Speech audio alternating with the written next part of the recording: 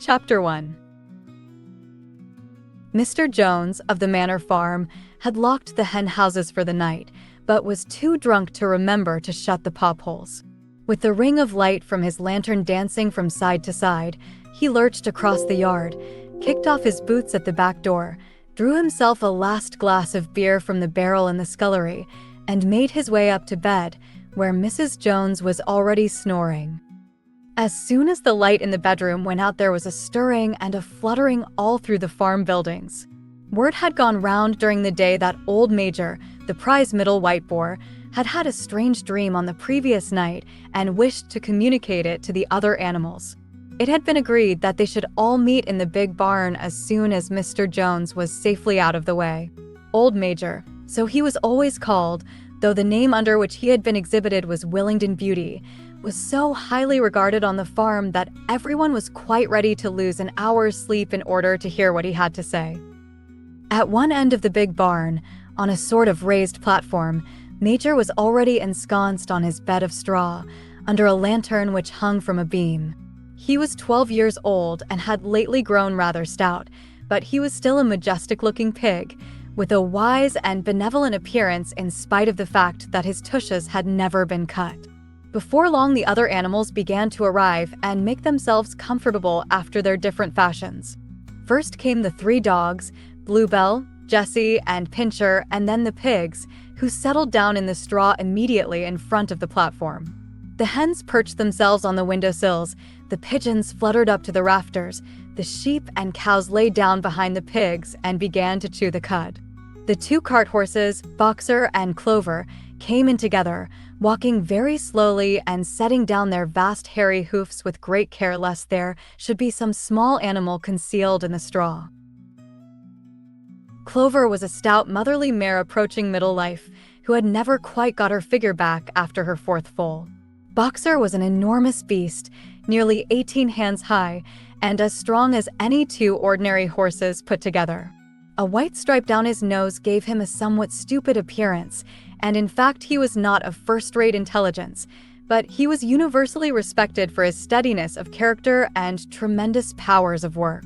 After the horses came Muriel, the white goat, and Benjamin, the donkey. Benjamin was the oldest animal on the farm and the worst-tempered.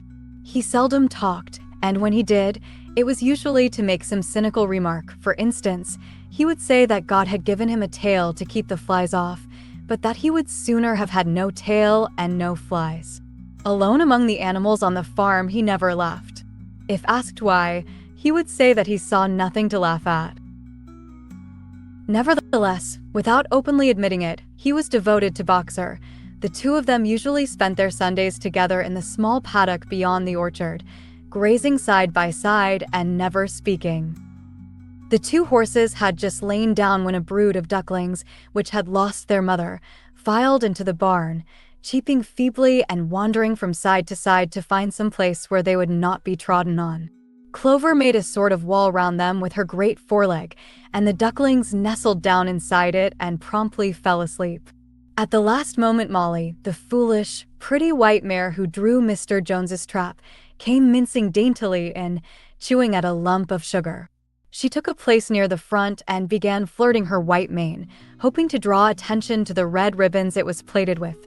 Last of all came the cat, who looked round, as usual, for the warmest place, and finally squeezed herself in between Boxer and Clover. There she purred contentedly throughout Major's speech without listening to a word of what he was saying. All the animals were now present except Moses, the tame raven, who slept on a perch behind the back door. When Major saw that they had all made themselves comfortable and were waiting attentively, he cleared his throat and began. "Comrades, you have heard already about the strange dream that I had last night. But I will come to the dream later. I have something else to say first. I do not think, comrades, that I shall be with you for many months longer, and before I die, I feel it my duty to pass on to you such wisdom as I have acquired. I have had a long life, I have had much time for thought as I lay alone in my stall, and I think I may say that I understand the nature of life on this earth as well as any animal now living. It is about this that I wish to speak to you. Now, comrades, what is the nature of this life of ours? Let us face it, Our lives are miserable, laborious, and short. We are born, we are given just so much food as will keep the breath in our bodies, and those of us who are capable of it are forced to work to the last atom of our strength. And the very instant that our usefulness has come to an end, we are slaughtered with hideous cruelty. No animal in England knows the meaning of happiness or leisure after he is a year old. No animal in England is free. The life of an animal is misery and slavery. That is the plain truth. But is this simply part of the order of nature? Is it because this land of ours is so poor that it cannot afford a decent life to those who dwell upon it? No, comrades, 1,000 times no. The soil of England is fertile, its climate is good, it is capable of affording food in abundance to an enormously greater number of animals than now inhabit it. This single farm of ours would support a dozen horses, 20 cows, hundreds of sheep, and all of them living in a comfort and a dignity that are now almost beyond our imagining. Why then do we continue in this miserable condition? Because nearly the whole of the produce of our labor is stolen from us by human beings. There, comrades, is the answer to all our problems. It is summed up in a single word: man is the only real enemy we have. Remove man from the scene, and the root cause of hunger and overwork is abolished forever. Man is the only creature that consumes without producing. He does not give milk, he does not lay eggs, he is too weak to pull the plow, he cannot run fast enough to catch rabbits. Yet he is lord of all the animals. He sets them to work, he gives back to them the bare minimum that will prevent them from starving, and the rest he keeps for himself. Our labor tills the soil, our dung fertilizes it, and yet there is not one of us that owns more than his bare skin. You cows that I see before me, how many thousands of gallons of milk have you given during this last year? And what has happened to that milk which should have been breeding up sturdy calves? Every drop of it has gone down the throats of our enemies. And you hens, how many eggs have you laid in this last year, and how many of those eggs ever hatched into chickens? The rest have all gone to market to bring in money for Jones and his men.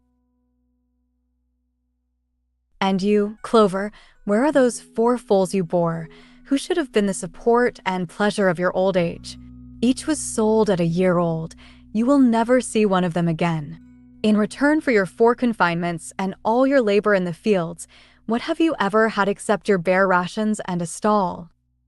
And even the miserable lives we lead are not allowed to reach their natural span. For myself, I do not grumble, for I am one of the lucky ones. I am 12 years old and have had over 400 children. Such is the natural life of a pig. But no animal escapes the cruel knife in the end. You young porkers who are sitting in front of me, every one of you will scream your lives out at the block within a year. To that horror we all must come: cows, pigs, hens, sheep, everyone. Even the horses and the dogs have no better fate. You, boxer, the very day that those great muscles of yours lose their power, Jones will sell you to the knacker, who will cut your throat and boil you down for the foxhounds. As for the dogs, when they grow old and toothless, Jones ties a brick round their necks and drowns them in the nearest pond. Is it not crystal clear, then, comrades, that all the evils of this life of ours spring from the tyranny of human beings? Only get rid of man, and the produce of our labor would be our own. Almost overnight we could become rich and free. What then must we do? Why, work night and day, body and soul, for the overthrow of the human race. That is my message to you, comrades: rebellion. I do not know when that rebellion will come. It might be in a week or in 100 years, but I know, as surely as I see this straw beneath my feet, that sooner or later justice will be done. Fix your eyes on that, comrades, throughout the short remainder of your lives. And above all, pass on this message of mine to those who come after you, so that future generations shall carry on the struggle until it is victorious. And remember, comrades, your resolution must never falter. No argument must lead you astray. Never listen when they tell you that man and the animals have a common interest, that the prosperity of the one is the prosperity of the others. It is all lies. Man serves the interests of no creature except himself. And among us animals let there be perfect unity, perfect comradeship in the struggle. All men are enemies. All animals are comrades. At this moment there was a tremendous uproar. While Major was speaking, 4 large rats had crept out of their holes and were sitting on their hindquarters, listening to him.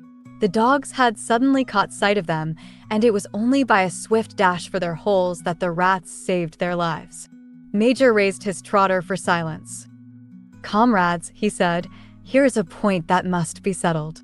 The wild creatures, such as rats and rabbits, are they our friends or our enemies? Let us put it to the vote. I propose this question to the meeting. Are rats comrades?" The vote was taken at once, and it was agreed by an overwhelming majority that rats were comrades. There were only 4 dissentients, the 3 dogs and the cat, who was afterwards discovered to have voted on both sides. Major continued, "I have little more to say. I merely repeat, remember always your duty of enmity towards man and all his ways. Whatever goes upon 2 legs is an enemy. Whatever goes upon 4 legs or has wings is a friend. And remember also that in fighting against man, we must not come to resemble him. Even when you have conquered him, do not adopt his vices. No animal must ever live in a house or sleep in a bed or wear clothes or drink alcohol or smoke tobacco or touch money or engage in trade. All the habits of man are evil. And above all, no animal must ever tyrannize over his own kind. Weak or strong, clever or simple, we are all brothers. No animal must ever kill any other animal. All animals are equal. And now, comrades, I will tell you about my dream of last night. I cannot describe that dream to you. It was a dream of the earth as it will be when man has vanished. But it reminded me of something that I had long forgotten. Many years ago, when I was a little pig, my mother and the other sows used to sing an old song of which they knew only the tune and the first 3 words. I had known that tune in my infancy, but it had long since passed out of my mind. Last night, however, it came back to me in my dream. And what is more, the words of the song also came back, words, I am certain, which were sung by the animals of long ago and have been lost to memory for generations. I will sing you that song now, comrades. I am old and my voice is hoarse, but when I have taught you the tune, you can sing it better for yourselves. It is called Beasts of England. Old Major cleared his throat and began to sing. As he had said, his voice was hoarse, but he sang well enough, and it was a stirring tune, something between Clementine and La Cucaracha. The words ran, "Beasts of England, beasts of Ireland, beasts of every land and clime, hearken to my joyful tidings of the golden future time. Soon or late the day is coming, tyrant man shall be o'erthrown, and the fruitful fields of England shall be trod by beasts alone. Rings shall vanish from our noses, and the harness from our back, bit and spur shall rust forever, cruel whips no more shall crack. Riches more than mind can picture, wheat and barley, oats and hay, clover, beans, and mangel-wurzels shall be ours upon that day. Bright will shine the fields of England, pure shall its waters be, sweeter yet shall blow its breezes on the day that sets us free. For that day we all must labor, though we die before it break, cows and horses, geese and turkeys, all must toil for freedom's sake. Beasts of England, beasts of Ireland, beasts of every land and clime, hearken well and spread my tidings of the golden future time." The singing of the song threw the animals into the wildest excitement. Almost before Major had reached the end, they had begun singing it for themselves. Even the stupidest of them had already picked up the tune and a few of the words, and as for the clever ones, such as the pigs and dogs, they had the entire song by heart within a few minutes. And then, after a few preliminary tries, the whole farm burst out into Beasts of England in tremendous unison. The cows lowed it, the dogs whined it, the sheep bleated it, the horses whinnied it, the ducks quacked it. They were so delighted with the song that they sang it right through 5 times in succession, and might have continued singing it all night if they had not been interrupted. Unfortunately, the uproar awoke Mr. Jones, who sprang out of bed, making sure that there was a fox in the yard. He seized the gun, which always stood in a corner of his bedroom, and let fly a charge of number 6 shot into the darkness. The pellets buried themselves in the wall of the barn, and the meeting broke up hurriedly. Everyone fled to his own sleeping place. The birds jumped onto their perches, the animals settled down in the straw, and the whole farm was asleep in a moment. Chapter 2. 3 nights later, old Major died peacefully in his sleep. His body was buried at the foot of the orchard. This was early in March. During the next 3 months, there was much secret activity. Major's speech had given to the more intelligent animals on the farm a completely new outlook on life. They did not know when the rebellion predicted by Major would take place. They had no reason for thinking that it would be within their own lifetime, but they saw clearly that it was their duty to prepare for it. The work of teaching and organizing the others fell naturally upon the pigs, who were generally recognized as being the cleverest of the animals. Preeminent among the pigs were 2 young boars named Snowball and Napoleon, whom Mr. Jones was breeding up for sale. Napoleon was a large, rather fierce-looking Berkshire boar, the only Berkshire on the farm, not much of a talker, but with a reputation for getting his own way. Snowball was a more vivacious pig than Napoleon, quicker in speech and more inventive, but was not considered to have the same depth of character. All the other male pigs on the farm were porkers. The best known among them was a small fat pig named Squealer, with very round cheeks, twinkling eyes, nimble movements, and a shrill voice. He was a brilliant talker, and when he was arguing some difficult point, he had a way of skipping from side to side and whisking his tail, which was somehow very persuasive. The others said of Squealer that he could turn black into white. These 3 had elaborated old Major's teachings into a complete system of thought, to which they gave the name of animalism. Several nights a week, after Mr. Jones was asleep, they held secret meetings in the barn and expounded the principles of animalism to the others. At the beginning, they met with much stupidity and apathy. Some of the animals talked of loyalty to Mr. Jones, whom they referred to as Master, or made elementary remarks such as, "Mr. Jones feeds us. If he were gone, we should starve to death." Others asked such questions as, "Why should we care what happens after we are dead?" Or, "If this rebellion is to happen anyway, what difference does it make whether we work for it or not?" And the pigs had great difficulty in making them see that this was contrary to the spirit of animalism. The stupidest questions of all were asked by Molly, the white mare. The very first question she asked Snowball was, "Will there still be sugar after the rebellion?" "No," said Snowball firmly. "We have no means of making sugar on this farm. Besides, you do not need sugar. You will have all the oats and hay you want." "And shall I still be allowed to wear ribbons in my mane?" asked Molly. "Comrade," said Snowball, "those ribbons that you are so devoted to are the badge of slavery. Can you not understand that liberty is worth more than ribbons?" Molly agreed, but she did not sound very convinced. The pigs had an even harder struggle to counteract the lies put about by Moses, the tame raven. Moses, who was Mr. Jones's especial pet, was a spy and a tale-bearer, but he was also a clever talker. He claimed to know of the existence of a mysterious country called Sugar Candy Mountain, to which all animals went when they died. It was situated somewhere up in the sky, a little distance beyond the clouds, Moses said. In Sugar Candy Mountain, it was Sunday 7 days a week. Clover was in season all the year round, and lump sugar and linseed cake grew on the hedges. The animals hated Moses because he told tales and did no work, but some of them believed in Sugar Candy Mountain, and the pigs had to argue very hard to persuade them that there was no such place. Their most faithful disciples were the 2 cart horses, Boxer and Clover. These 2 had great difficulty in thinking anything out for themselves, but having once accepted the pigs as their teachers, they absorbed everything that they were told and passed it on to the other animals by simple arguments. They were unfailing in their attendance at the secret meetings in the barn and led the singing of Beasts of England, with which the meetings always ended. Now, as it turned out, the rebellion was achieved much earlier and more easily than anyone had expected. In past years, Mr. Jones, although a hard master, had been a capable farmer, but of late he had fallen on evil days. He had become much disheartened after losing money in a lawsuit and had taken to drinking more than was good for him. For whole days at a time, he would lounge in his Windsor chair in the kitchen, reading the newspapers, drinking, and occasionally feeding Moses on crusts of bread soaked in beer.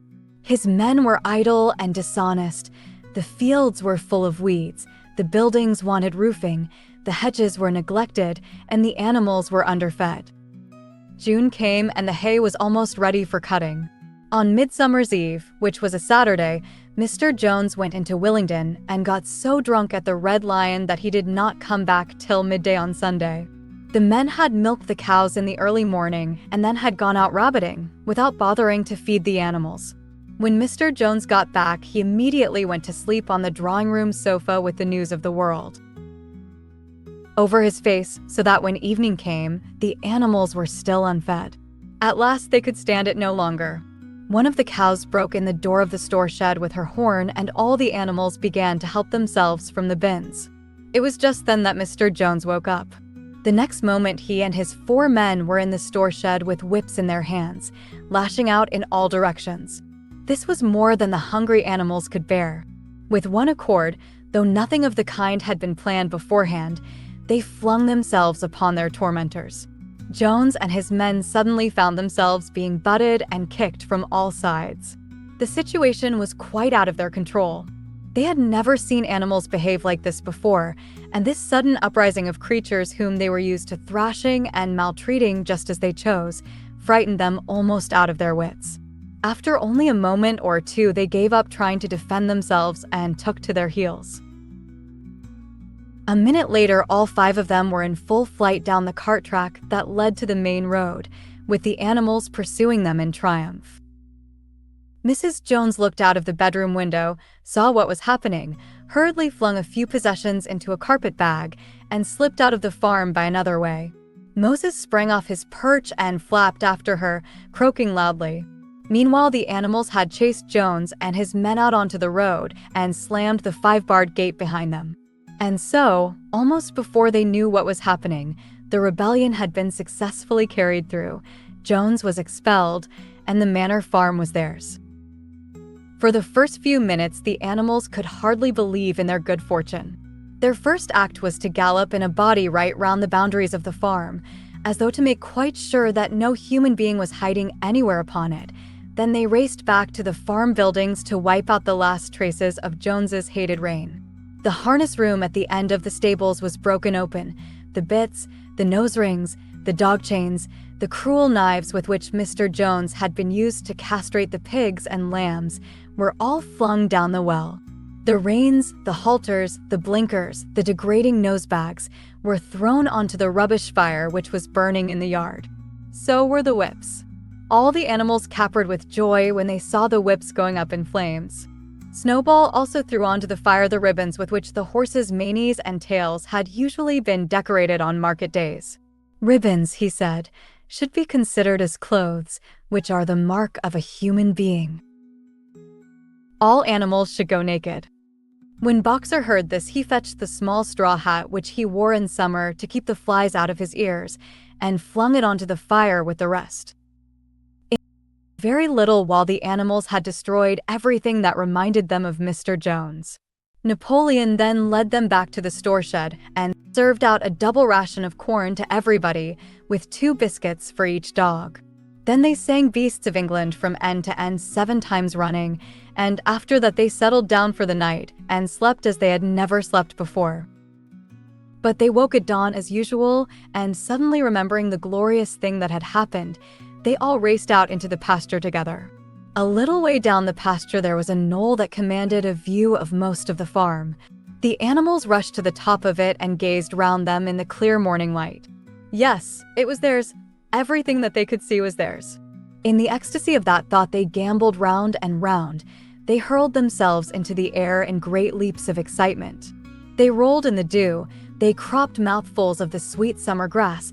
They kicked up clods of the black earth and snuffed its rich scent.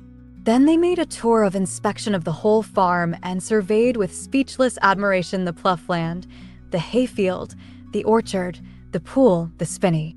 It was as though they had never seen these things before, and even now they could hardly believe that it was all their own. Then they filed back to the farm buildings and halted in silence outside the door of the farmhouse. That was theirs too, but they were frightened to go inside. After a moment, however, Snowball and Napoleon butted the door open with their shoulders, and the animals entered in single file, walking with the utmost care for fear of disturbing anything.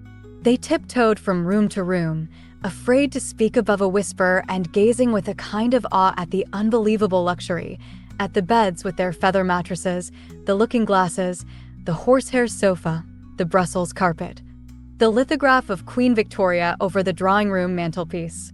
They were just coming down the stairs when Molly was discovered to be missing. Going back, the others found that she had remained behind in the best bedroom. She had taken a piece of blue ribbon from Mrs. Jones's dressing table and was holding it against her shoulder and admiring herself in the glass in a very foolish manner. The others reproached her sharply, and they went outside. Some hams hanging in the kitchen were taken out for burial, and the barrel of beer in the scullery was stove in with a kick from Boxer's hoof. Otherwise, nothing in the house was touched. A unanimous resolution was passed on the spot that the farmhouse should be preserved as a museum. All were agreed that no animal must ever live there. The animals had their breakfast, and then Snowball and Napoleon called them together again. "Comrades," said Snowball, "it is 6:30, and we have a long day before us. Today we begin the hay harvest. But there is another matter that must be attended to first." The pigs now revealed that during the past 3 months they had taught themselves to read and write from an old spelling book which had belonged to Mr. Jones's children and which had been thrown on the rubbish heap. Napoleon sent for pots of black and white paint and led the way down to the 5-barred gate that gave onto the main road. Then Snowball, for it was Snowball who was best at writing, took a brush between the 2 knuckles of his trotter, painted out Manor Farm from the top bar of the gate, and in its place painted Animal Farm. This was to be the name of the farm from now onwards. After this they went back to the farm buildings, where Snowball and Napoleon sent for a ladder, which they caused to be set against the end wall of the big barn. They explained that by their studies of the past 3 months the pigs had succeeded in reducing the principles of animalism to 7 commandments. These 7 commandments would now be inscribed on the wall. They would form an unalterable law by which all the animals on Animal Farm must live forever after. With some difficulty, for it is not easy for a pig to balance himself on a ladder, Snowball climbed up and set to work, with Squealer a few rungs below him holding the paint pot. The commandments were written on the tarred wall in great white letters that could be read 30 yards away. They ran thus. The 7 commandments. 1. Whatever goes upon 2 legs is an enemy. 2. Whatever goes upon 4 legs or has wings is a friend. 3. No animal shall wear clothes. 4. No animal shall sleep in a bed. 5. No animal shall drink alcohol. 6. No animal shall kill any other animal. 7. All animals are equal. It was very neatly written, and except that friend was written frind, and one of the S's was the wrong way round, the spelling was correct all the way through. Snowball read it aloud for the benefit of the others. All the animals nodded in complete agreement, and the cleverer ones at once began to learn the commandments by heart. "Now, comrades," cried Snowball, throwing down the paintbrush, "to the hayfield. Let us make it a point of honor to get in the harvest more quickly than Jones and his men could do." But at this moment the 3 cows, who had seemed uneasy for some time past, set up a loud lowing. They had not been milked for 24 hours, and their udders were almost bursting. After a little thought, the pigs sent for buckets and milked the cows fairly successfully, their trotters being well adapted to this task. Soon there were 5 buckets of frothing creamy milk at which many of the animals looked with considerable interest. "What is going to happen to all that milk?" said someone. "Jones used sometimes to mix some of it in our mash," said one of the hens. "Never mind the milk, comrades," cried Napoleon, placing himself in front of the buckets. "That will be attended to. The harvest is more important. Comrade Snowball will lead the way. I shall follow in a few minutes. Forward, comrades. The hay is waiting." So the animals trooped down to the hayfield to begin the harvest, and when they came back in the evening it was noticed that the milk had disappeared. Chapter 3. How they toiled and sweated to get the hay in. But their efforts were rewarded, for the harvest was an even bigger success than they had hoped. Sometimes the work was hard. The implements had been designed for human beings and not for animals, and it was a great drawback that no animal was able to use any tool that involved standing on his hind legs. But the pigs were so clever that they could think of a way around every difficulty. As for the horses, they knew every inch of the field, and in fact understood the business of mowing and raking far better than Jones and his men had ever done. The pigs did not actually work, but directed and supervised the others. With their superior knowledge, it was natural that they should assume the leadership. Boxer and Clover would harness themselves to the cutter or the horse rake. No bits or reins were needed in these days, of course, and tramp steadily round and round the field with a pig walking behind and calling out, "Gee up, comrade," or "Woe back, comrade," as the case might be. And every animal down to the humblest worked at turning the hay and gathering it. Even the ducks and hens toiled to and fro all day in the sun, carrying tiny wisps of hay in their beaks. In the end, they finished the harvest in 2 days less time than it had usually taken Jones and his men. Moreover, it was the biggest harvest that the farm had ever seen. There was no wastage whatever. The hens and ducks with their sharp eyes had gathered up the very last stalk. And not an animal on the farm had stolen so much as a mouthful. All through that summer, the work of the farm went like clockwork. The animals were happy as they had never conceived it possible to be. Every mouthful of food was an acute positive pleasure, now that it was truly their own food, produced by themselves and for themselves, not doled out to them by a grudging master. With the worthless, parasitical human beings gone, there was more for everyone to eat. There was more leisure too, inexperienced though the animals were. They met with many difficulties. For instance, later in the year, when they harvested the corn, they had to tread it out in the ancient style and blow away the chaff with their breath, since the farm possessed no threshing machine. But the pigs with their cleverness and Boxer with his tremendous muscles always pulled them through. Boxer was the admiration of everybody. He had been a hard worker even in Jones's time, but now he seemed more like 3 horses than 1. There were days when the entire work of the farm seemed to rest upon his mighty shoulders. From morning to night, he was pushing and pulling, always at the spot where the work was hardest. He had made an arrangement with one of the cockerels to call him in the mornings half an hour earlier than anyone else, and would put in some volunteer labor at whatever seemed to be most needed before the regular day's work began. His answer to every problem, every setback, was, "I will work harder," which he had adopted as his personal motto. But everyone worked according to his capacity. The hens and ducks, for instance, saved 5 bushels of corn at the harvest by gathering up the stray grains. Nobody stole, nobody grumbled over his rations. The quarreling and biting and jealousy which had been normal features of life in the old days had almost disappeared. Nobody shirked, or almost nobody. Molly, it was true, was not good at getting up in the mornings and had a way of leaving work early on the ground that there was a stone in her hoof. And the behavior of the cat was somewhat peculiar. It was soon noticed that when there was work to be done, the cat could never be found.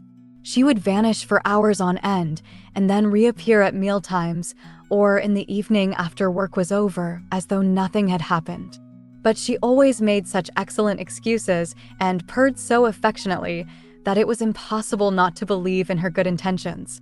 Old Benjamin, the donkey, seemed quite unchanged since the rebellion. He did his work in the same slow, obstinate way as he had done it in Jones's time, never shirking and never volunteering for extra work either. About the rebellion and its results, he would express no opinion.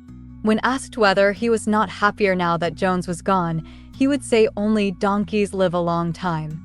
None of you has ever seen a dead donkey, and the others had to be content with this cryptic answer.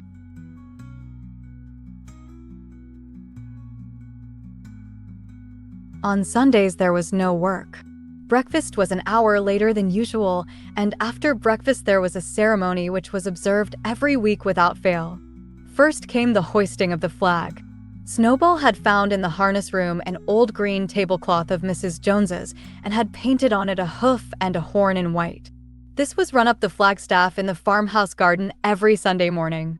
The flag was green, Snowball explained, to represent the green fields of England, while the hoof and horn signified the future republic of the animals which would arise when the human race had been finally overthrown. After the hoisting of the flag, all the animals trooped into the big barn for a general assembly which was known as the meeting. Here the work of the coming week was planned out and resolutions were put forward and debated. It was always the pigs who put forward the resolutions. The other animals understood how to vote, but could never think of any resolutions of their own. Snowball and Napoleon were by far the most active in the debates, but it was noticed that these two were never in agreement.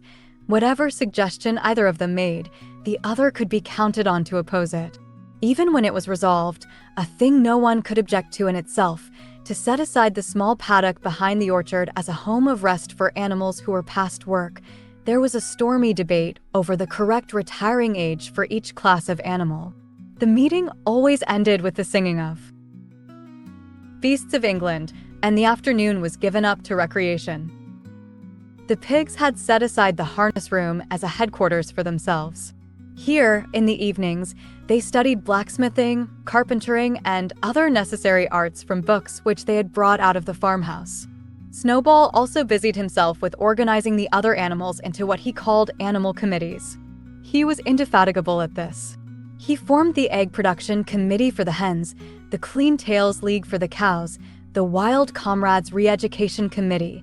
The object of this was to tame the rats and rabbits, the whiter wool movement for the sheep, and various others, besides instituting classes in reading and writing. On the whole, these projects were a failure. The attempt to tame the wild creatures, for instance, broke down almost immediately. They continued to behave very much as before, and when treated with generosity, simply took advantage of it. The cat joined the Re-Education Committee and was very active in it for some days. She was seen one day sitting on a roof and talking to some sparrows who were just out of her reach. She was telling them that all animals were now comrades and that any sparrow who chose could come and perch on her paw, but the sparrows kept their distance. The reading and writing classes, however, were a great success. By the autumn, almost every animal on the farm was literate in some degree. As for the pigs, they could already read and write perfectly. The dogs learned to read fairly well, but were not interested in reading anything except the 7 Commandments. Muriel, the goat, could read somewhat better than the dogs, and sometimes used to read to the others in the evenings from scraps of newspaper which she found on the rubbish heap. Benjamin could read as well as any pig, but never exercised his faculty. So far as he knew, he said, there was nothing worth reading. Clover learnt the whole alphabet, but could not put words together. Boxer could not get beyond the letter D. He would trace out A, B, C, D in the dust with his great hoof, and then would stand staring at the letters with his ears back, sometimes shaking his forelock, trying with all his might to remember what came next and never succeeding. On several occasions, indeed, he did learn E, F, G, H, but by the time he knew them, it was always discovered that he had forgotten A, B, C, and D. Finally, he decided to be content with the first 4 letters and used to write them out once or twice every day to refresh his memory. Molly refused to learn any but the 6 letters which spelt her own name. She would form these very neatly out of pieces of twig and would then decorate them with a flower or 2 and walk round them admiring them. None of the other animals on the farm could get further than the letter A. It was also found that the stupider animals, such as the sheep, hens, and ducks, were unable to learn the 7 Commandments by heart. After much thought, Snowball declared that the 7 Commandments could in effect be reduced to a single maxim, namely, 4 legs good, 2 legs bad. This, he said, contained the essential principle of animalism. Whoever had thoroughly grasped it would be safe from human influences. The birds at first objected, since it seemed to them that they also had 2 legs, but Snowball proved to them that this was not so. A bird's wing, comrades, he said, is an organ of propulsion and not of manipulation. It should therefore be regarded as a leg. The distinguishing mark of man is the hand, the instrument with which he does all his mischief. The birds did not understand Snowball's long words, but they accepted his explanation, and all the humbler animals set to work to learn the new maxim by heart. "For legs good, 2 legs bad," was inscribed on the end wall of the barn, above the 7 commandments and in bigger letters. When they had once got it by heart, the sheep developed a great liking for this maxim, and often as they lay in the field they would all start bleating, "For legs good, 2 legs bad.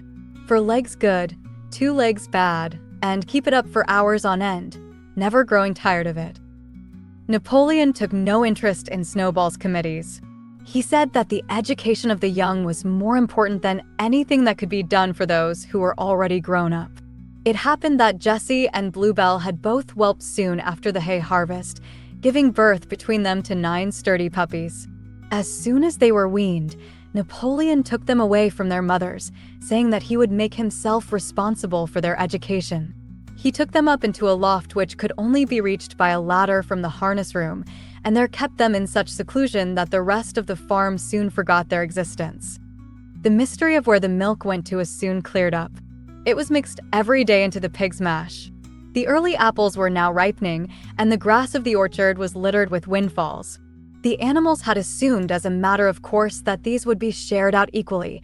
One day, however, the order went forth that all the windfalls were to be collected and brought to the harness room for the use of the pigs. At this some of the other animals murmured, but it was no use. All the pigs were in full agreement on this point, even Snowball and Napoleon. Squealer was sent to make the necessary explanations to the others. "Comrades," he cried, "you do not imagine, I hope, that we pigs are doing this in a spirit of selfishness and privilege. Many of us actually dislike milk and apples. I dislike them myself. Our sole object in taking these things is to preserve our health." Milk and apples, this has been proved by science, comrades, contain substances absolutely necessary to the well-being of a pig. We pigs are brain workers. The whole management and organization of this farm depend on us. Day and night we are watching over your welfare.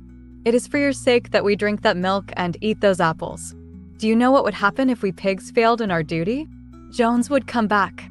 Yes, Jones would come back.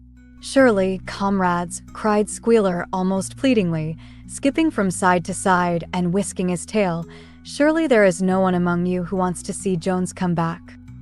Now, if there was one thing that the animals were completely certain of, it was that they did not want Jones back. When it was put to them in this light, they had no more to say. The importance of keeping the pigs in good health was all too obvious. So it was agreed without further argument that the milk and the windfall apples, and also the main crop of apples when they ripened, should be reserved for the pigs alone. Chapter 4. By the late summer, the news of what had happened on Animal Farm had spread across half the county. Every day Snowball and Napoleon sent out flights of pigeons whose instructions were to mingle with the animals on neighboring farms, tell them the story of the rebellion, and teach them the tune of Beasts of England. Most of this time Mr. Jones had spent sitting in the taproom of the Red Lion at Willingdon, complaining to anyone who would listen of the monstrous injustice he had suffered in being turned out of his property by a pack of good-for-nothing animals. The other farmers sympathized in principle, but they did not at first give him much help. At heart, each of them was secretly wondering whether he could not somehow turn Jones's misfortune to his own advantage. It was lucky that the owners of the 2 farms which adjoined Animal Farm were on permanently bad terms.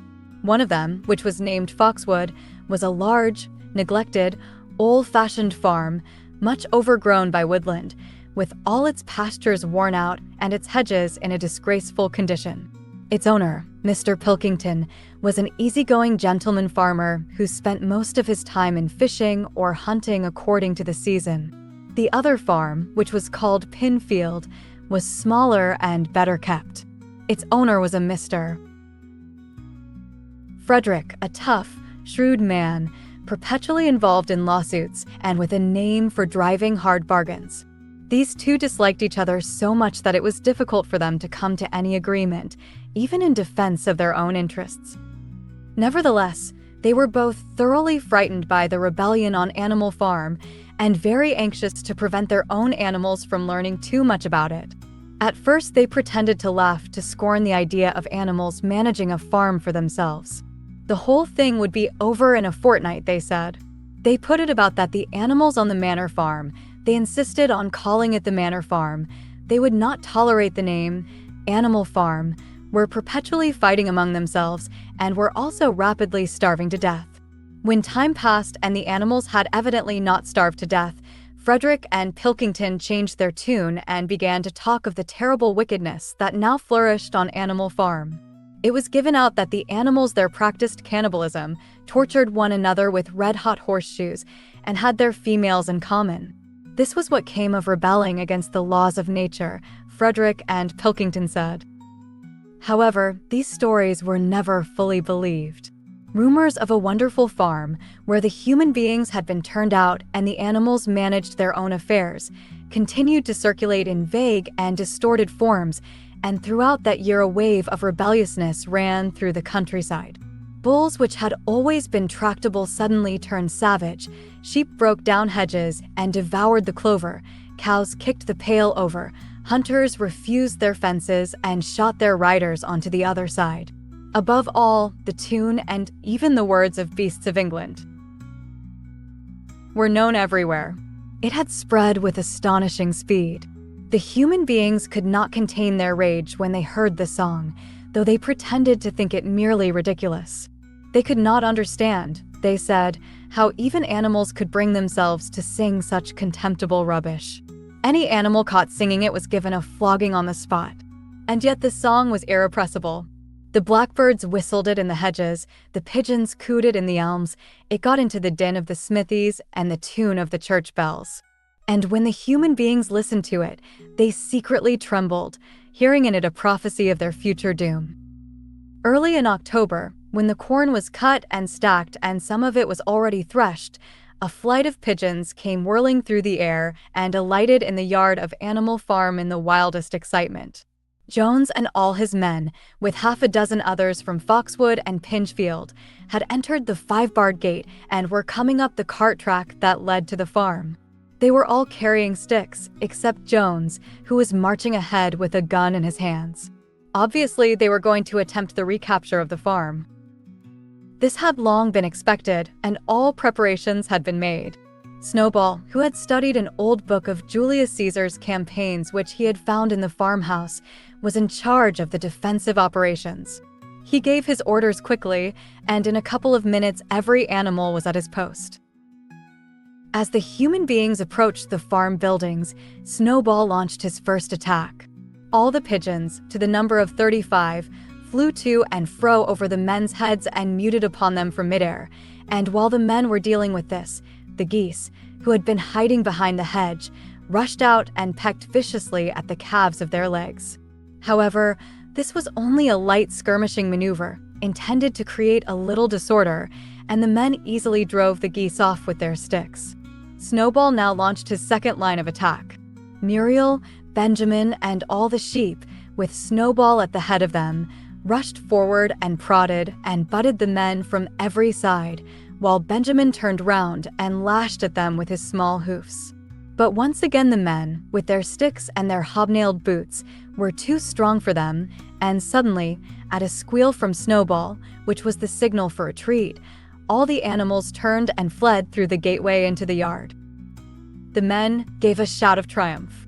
They saw, as they imagined, their enemies in flight, and they rushed after them in disorder. This was just what Snowball had intended. As soon as they were well inside the yard, the 3 horses, the 3 cows, and the rest of the pigs, who had been lying in ambush in the cowshed, suddenly emerged in their rear, cutting them off. Snowball now gave the signal for the charge. He himself dashed straight for Jones. Jones saw him coming, raised his gun, and fired. The pellets scored bloody streaks along Snowball's back, and a sheep dropped dead. Without halting for an instant, Snowball flung his 15-stone against Jones's legs. Jones was hurled into a pile of dung, and his gun flew out of his hands. But the most terrifying spectacle of all was Boxer, rearing up on his hind legs and striking out with his great iron-shod hoofs like a stallion. His very first blow took a stable lad from Foxwood on the skull and stretched him lifeless in the mud. At the sight, several men dropped their sticks and tried to run. Panic overtook them. The next moment, all the animals together were chasing them round and round the yard. They were gored, kicked, bitten, trampled on. There was not an animal on the farm that did not take vengeance on them after his own fashion. Even the cat suddenly leapt off a roof onto a cowman's shoulders and sank her claws in his neck, at which he yelled horribly. At a moment when the opening was clear, the men were glad enough to rush out of the yard and make a bolt for the main road. And so within 5 minutes of their invasion, they were in ignominious retreat by the same way as they had come, with a flock of geese hissing after them and pecking at their calves all the way. All the men were gone except one. Back in the yard, Boxer was pawing with his hoof at the stable lad who lay face down in the mud, trying to turn him over. The boy did not stir. "He is dead," said Boxer sorrowfully. "I had no intention of doing that. I forgot that I was wearing iron shoes. Who will believe that I did not do this on purpose?"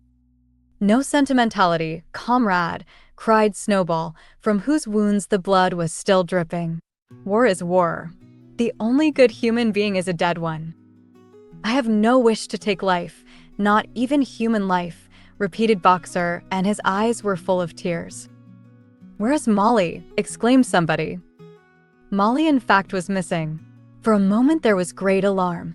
It was feared that the men might have harmed her in some way, or even carried her off with them. In the end, however, she was found hiding in her stall with her head buried among the hay in the manger. She had taken to flight as soon as the gun went off. And when the others came back from looking for her, it was to find that the stable lad, who in fact was only stunned, had already recovered and made off. The animals had now reassembled in the wildest excitement, each recounting his own exploits in the battle at the top of his voice. An impromptu celebration of the victory was held immediately. The flag was run up and Beasts of England was sung a number of times. Then the sheep who had been killed was given a solemn funeral, a hawthorn bush being planted on her grave. At the graveside, Snowball made a little speech, emphasizing the need for all animals to be ready to die for Animal Farm if need be. The animals decided unanimously to create a military decoration, Animal Hero, First Class, which was conferred there and then on Snowball and Boxer. It consisted of a brass medal. They were really some old horse brasses which had been found in the harness room, to be worn on Sundays and holidays. There was also Animal Hero, Second Class, which was conferred posthumously on the dead sheep. There was much discussion as to what the battle should be called. In the end, it was named the Battle of the Cowshed, since that was where the ambush had been sprung. Mr. Jones's gun had been found lying in the mud, and it was known that there was a supply of cartridges in the farmhouse. It was decided to set the gun up at the foot of the flagstaff, like a piece of artillery, and to fire it twice a year, once on October the 12th, the anniversary of the Battle of the Cowshed, and once on Midsummer Day, the anniversary of the rebellion. Chapter 5. As winter drew on, Molly became more and more troublesome. She was late for work every morning and excused herself by saying that she had overslept, and she complained of mysterious pains, although her appetite was excellent. On every kind of pretext, she would run away from work and go to the drinking pool, where she would stand foolishly gazing at her own reflection in the water. But there were also rumors of something more serious. One day, as Molly strolled blithely into the yard, flirting her long tail and chewing at a stalk of hay, Clover took her aside. "Molly," she said, "I have something very serious to say to you. This morning I saw you looking over the hedge that divides Animal Farm from Foxwood. One of Mr. Pilkington's men was standing on the other side of the hedge. And I was a long way away, but I am almost certain I saw this. He was talking to you, and you were allowing him to stroke your nose." "What does that mean, Molly?" "He didn't. I wasn't." "It isn't true," cried Molly, beginning to prance about and paw the ground. "Molly, look me in the face. Do you give me your word of honor that that man was not stroking your nose?" "It isn't true," repeated Molly, but she could not look Clover in the face, and the next moment she took to her heels and galloped away into the field. A thought struck Clover. Without saying anything to the others, she went to Molly's stall and turned over the straw with her hoof. Hidden under the straw was a little pile of lump sugar and several bunches of ribbon of different colors. 3 days later, Molly disappeared. For some weeks, nothing was known of her whereabouts. Then the pigeons reported that they had seen her on the other side of Willingdon. She was between the shafts of a smart dog cart painted red and black, which was standing outside a public house. A fat red-faced man in check breeches and gaiters, who looked like a publican, was stroking her nose and feeding her with sugar. Her coat was newly clipped and she wore a scarlet ribbon round her forelock. She appeared to be enjoying herself, so the pigeons said. None of the animals ever mentioned Molly again. In January, there came bitterly hard weather. The earth was like iron, and nothing could be done in the fields. Many meetings were held in the big barn, and the pigs occupied themselves with planning out the work of the coming season. It had come to be accepted that the pigs, who were manifestly cleverer than the other animals, should decide all questions of farm policy, though their decisions had to be ratified by a majority vote. This arrangement would have worked well enough if it had not been for the disputes between Snowball and Napoleon. These two disagreed at every point where disagreement was possible. If one of them suggested sowing a bigger acreage with barley, the other was certain to demand a bigger acreage of oats, and if one of them said that such and such a field was just right for cabbages, the other would declare that it was useless for anything except roots. Each had his own following, and there were some violent debates. At the meetings, Snowball often won over the majority by his brilliant speeches, but Napoleon was better at canvassing support for himself in between times. He was especially successful with the sheep. Of late, the sheep had taken to bleating for legs good, 2 legs bad, both in and out of season, and they often interrupted the meeting with this. It was noticed that they were especially liable to break into for legs good, 2 legs bad at crucial moments in Snowball's speeches. Snowball had made a close study of some back numbers of the farmer and stock breeder which he had found in the farmhouse, and was full of plans for innovations and improvements. He talked learnedly about field drains, silage, and basic slag, and had worked out a complicated scheme for all the animals to drop their dung directly in the fields at a different spot every day to save the labor of cartage. Napoleon produced no schemes of his own, but said quietly that Snowballs would come to nothing and seemed to be biding his time. But of all their controversies, none was so bitter as the one that took place over the windmill. In the long pasture, not far from the farm buildings, there was a small knoll which was the highest point on the farm. After surveying the ground, Snowball declared that this was just the place for a windmill, which could be made to operate a dynamo and supply the farm with electrical power. This would light the stalls and warm them in winter, and would also run a circular saw, a chaff cutter, a mangle slicer, and an electric milking machine. The animals had never heard of anything of this kind before, for the farm was an old-fashioned one and had only the most primitive machinery. And they listened in astonishment while Snowball conjured up pictures of fantastic machines which would do their work for them while they grazed at their ease in the fields or improved their minds with reading and conversation. Within a few weeks, Snowball's plans for the windmill were fully worked out. The mechanical details came mostly from 3 books which had belonged to Mr. Jones, 1,000 Useful Things to Do About the House, Every Man His Own Bricklayer, and Electricity for Beginners. Snowball used as his study a shed which had once been used for incubators and had a smooth wooden floor, suitable for drawing on. He was closeted there for hours at a time, with his books held open by a stone, and with a piece of chalk gripped between the knuckles of his trotter, he would move rapidly to and fro, drawing in line after line and uttering little whimpers of excitement. Gradually, the plans grew into a complicated mass of cranks and cogwheels, covering more than half the floor, which the other animals found completely unintelligible but very impressive.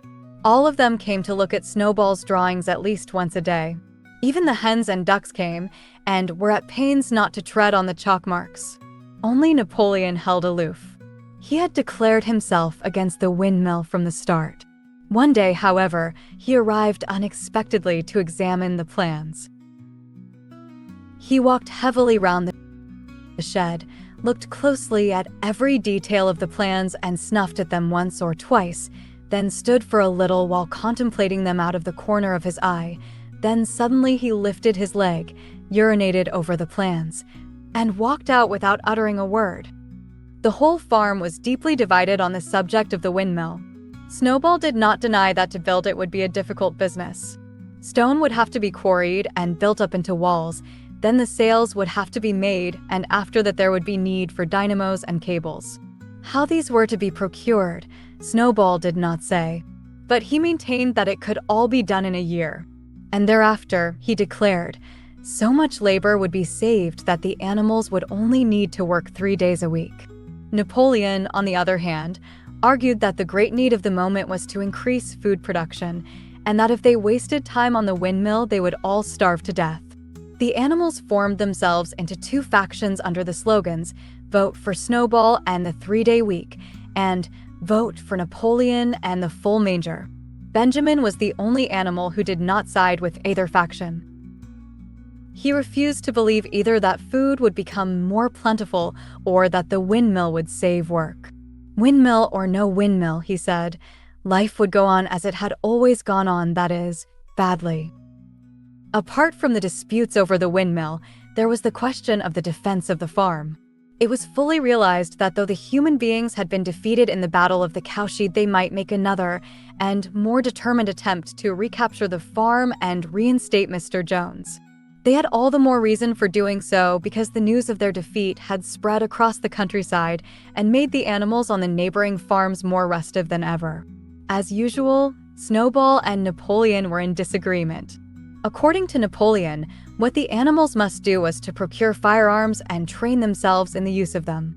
According to Snowball, they must send out more and more pigeons and stir up rebellion among the animals on the other farms. The one argued that if they could not defend themselves, they were bound to be conquered. The other argued that if rebellions happened everywhere, they would have no need to defend themselves. The animals listened first to Napoleon, then to Snowball, and could not make up their minds which was right. Indeed, they always found themselves in agreement with the one who was speaking at the moment. At last the day came when Snowball's plans were completed. At the meeting on the following Sunday, the question of whether or not to begin work on the windmill was to be put to the vote. When the animals had assembled in the big barn, Snowball stood up and, though occasionally interrupted by bleating from the sheep, set forth his reasons for advocating the building of the windmill. Then Napoleon stood up to reply. He said very quietly that the windmill was nonsense and that he advised nobody to vote for it, and promptly sat down again. He had spoken for barely 30 seconds and seemed almost indifferent as to the effect he produced. At this, Snowball sprang to his feet and, shouting down the sheep, who had begun bleating again, broke into a passionate appeal in favor of the windmill. Until now, the animals had been about equally divided in their sympathies, but in a moment Snowball's eloquence had carried them away. In glowing sentences, he painted a picture of Animal Farm as it might be when sordid labor was lifted from the animals' backs. His imagination had now run far beyond chaff cutters and turnip slicers. Electricity, he said, could operate threshing machines, plows, harrows, rollers, and reapers and binders, besides supplying every stall with its own electric light, hot and cold water, and an electric heater. By the time he had finished speaking, there was no doubt as to which way the vote would go. But just at this moment, Napoleon stood up and, casting a peculiar sidelong look at Snowball, uttered a high-pitched whimper of a kind no one had ever heard him utter before. At this there was a terrible bang sound outside, and 9 enormous dogs wearing brass-studded collars came bounding into the barn. They dashed straight for Snowball, who only sprang from his place just in time to escape their snapping jaws. In a moment he was out of the door and they were after him. Too amazed and frightened to speak, all the animals crowded through the door to watch the chase. Snowball was racing across the long pasture that led to the road. He was running as only a pig can run, but the dogs were close on his heels. Suddenly he slipped, and it seemed certain that they had him. Then he was up again, running faster than ever. Then the dogs were gaining on him again.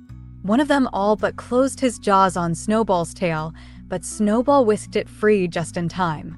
Then he put on an extra spurt and, with a few inches to spare, slipped through a hole in the hedge and was seen no more. Silent and terrified, the animals crept back into the barn. In a moment, the dogs came bounding back. At first, no one had been able to imagine where these creatures came from, but the problem was soon solved. They were the puppies whom Napoleon had taken away from their mothers and reared privately.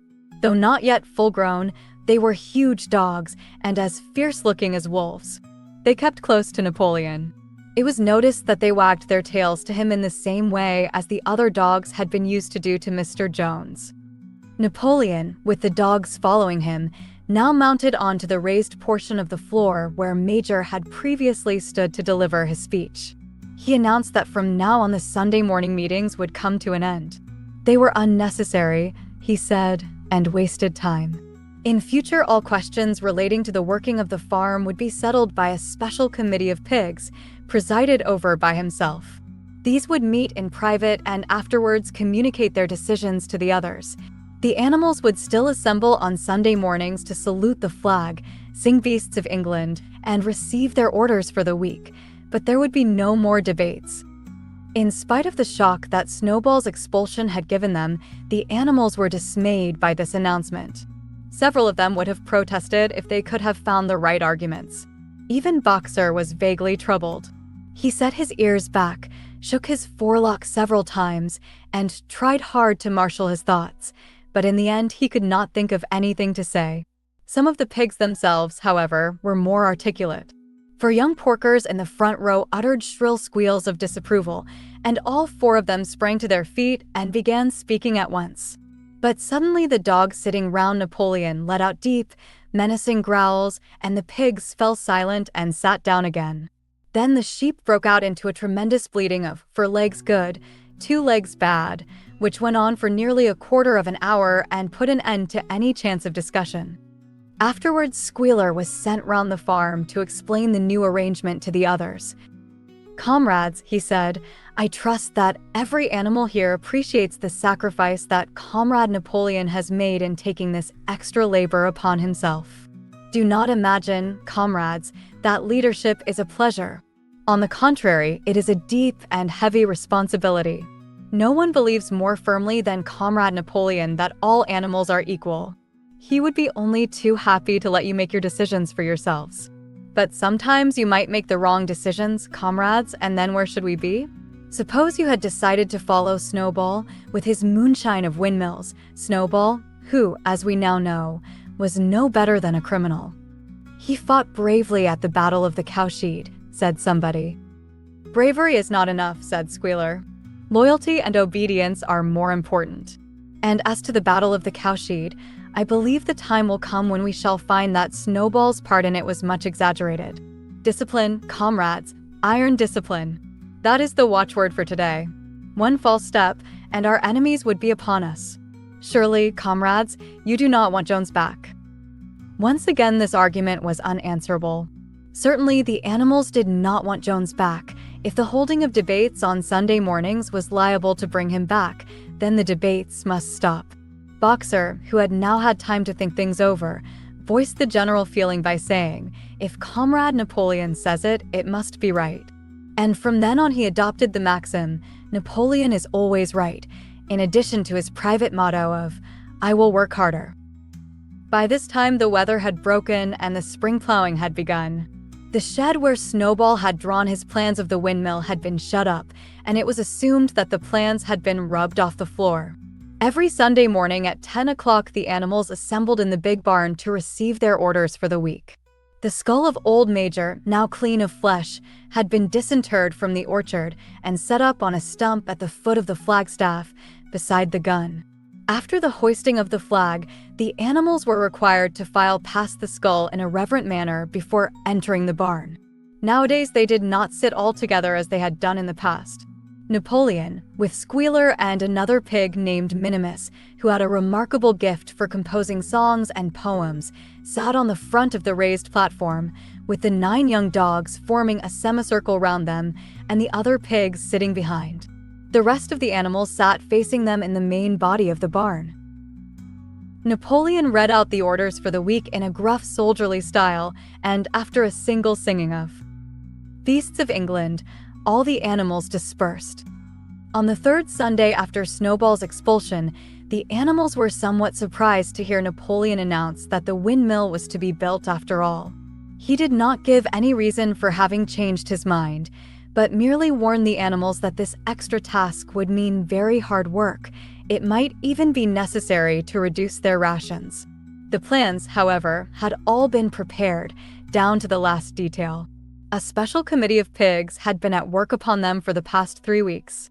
The building of the windmill, with various other improvements, was expected to take 2 years. That evening, Squealer explained privately to the other animals that Napoleon had never in reality been opposed to the windmill.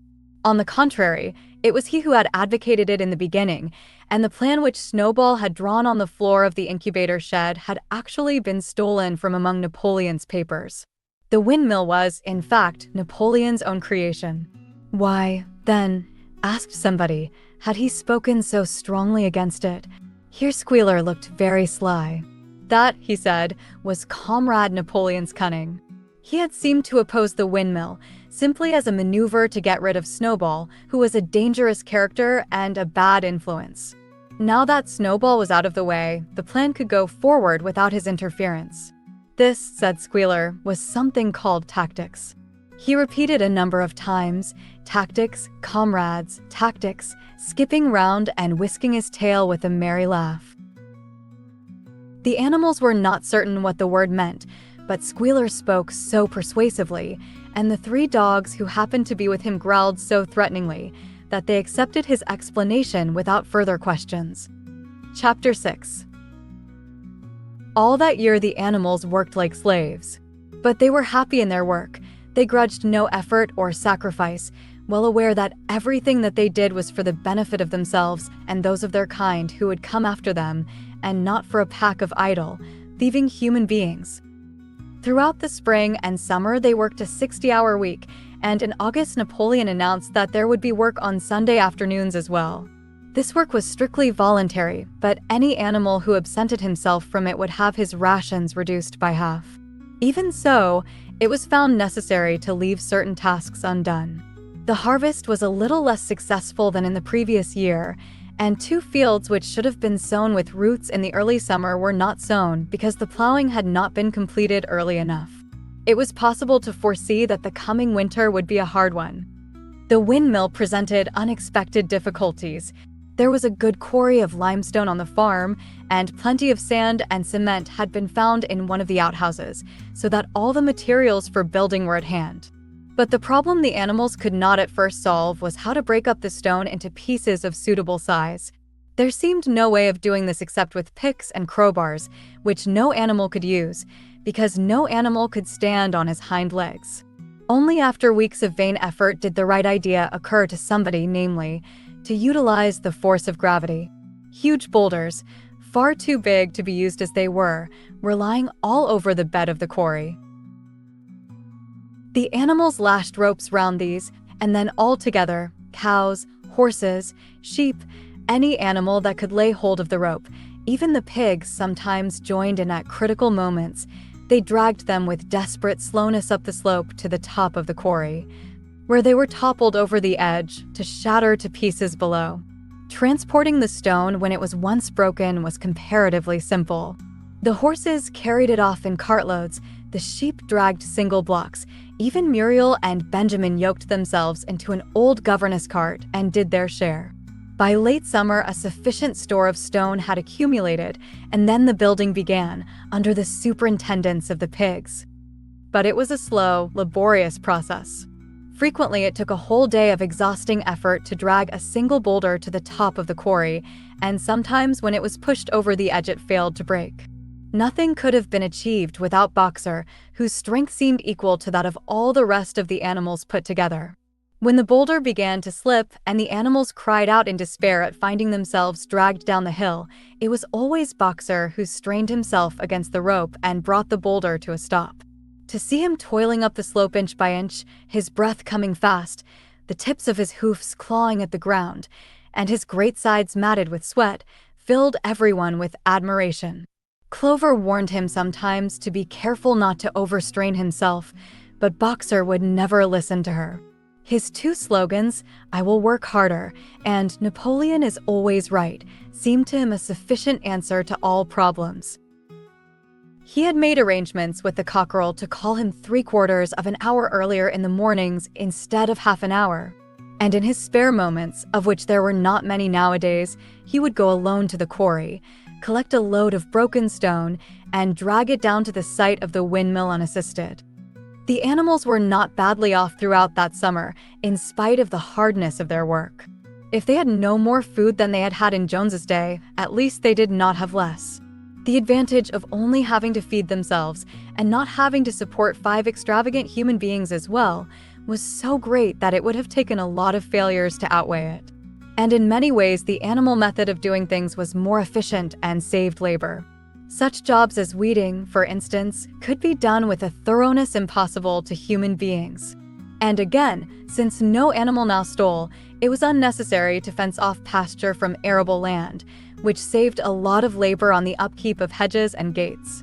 Nevertheless, as the summer wore on, various unforeseen shortages began to make themselves felt. There was need of paraffin oil, nails, string, dog biscuits, and iron for the horses' shoes, none of which could be produced on the farm.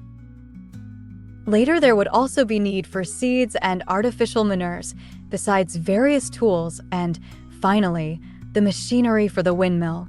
How these were to be procured, no one was able to imagine. One Sunday morning, when the animals assembled to receive their orders, Napoleon announced that he had decided upon a new policy. From now onwards, Animal Farm would engage in trade with the neighboring farms, not, of course, for any commercial purpose, but simply in order to obtain certain materials which were urgently necessary. The needs of the windmill must override everything else, he said. He was therefore making arrangements to sell a stack of hay and part of the current year's wheat crop, and later on, if more money were needed, it would have to be made up by the sale of eggs, for which there was always a market in Willingdon. The hens, said Napoleon, should welcome this sacrifice as their own special contribution towards the building of the windmill. Once again, the animals were conscious of a vague uneasiness. Never to have any dealings with human beings, never to engage in trade, never to make use of money, had not these been among the earliest resolutions passed at that first triumphant meeting after Jones was expelled? All the animals remembered passing such resolutions, or at least they thought that they remembered it. The 4 young pigs who had protested when Napoleon abolished the meetings raised their voices timidly, but they were promptly silenced by a tremendous growling from the dogs. Then, as usual, the sheep broke into, for legs good, 2 legs bad, and the momentary awkwardness was smoothed over. Finally, Napoleon raised his trotter for silence and announced that he had already made all the arrangements. There would be no need for any of the animals to come in contact with human beings, which would clearly be most undesirable. He intended to take the whole burden upon his own shoulders. A Mr.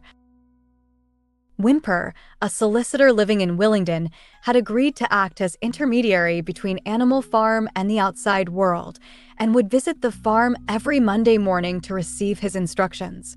Napoleon ended his speech with his usual cry of, "Long live Animal Farm," and after the singing of Beasts of England, the animals were dismissed.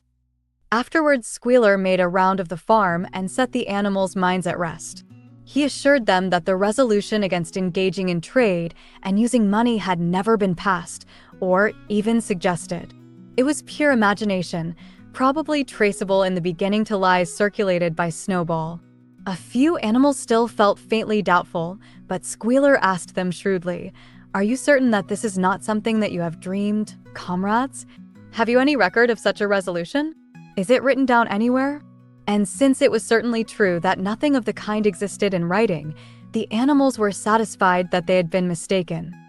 Every Monday, Mr. Whymper visited the farm as had been arranged.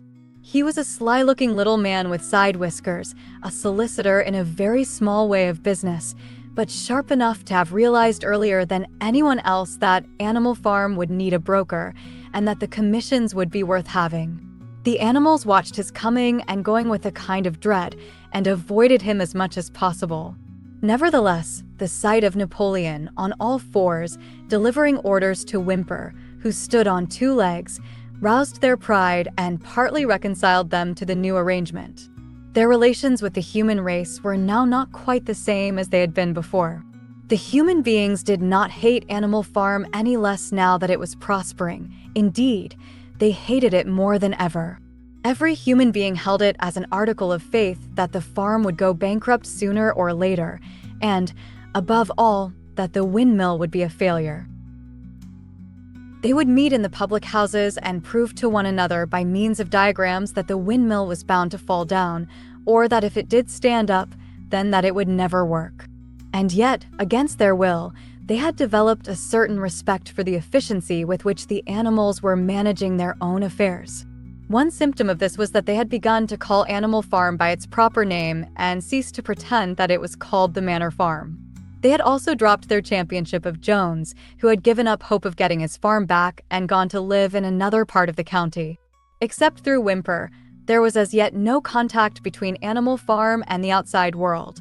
But there were constant rumors that Napoleon was about to enter into a definite business agreement either with Mr. Pilkington of Foxwood or with Mr. Frederick of Pinfield, but never, it was noticed, with both simultaneously.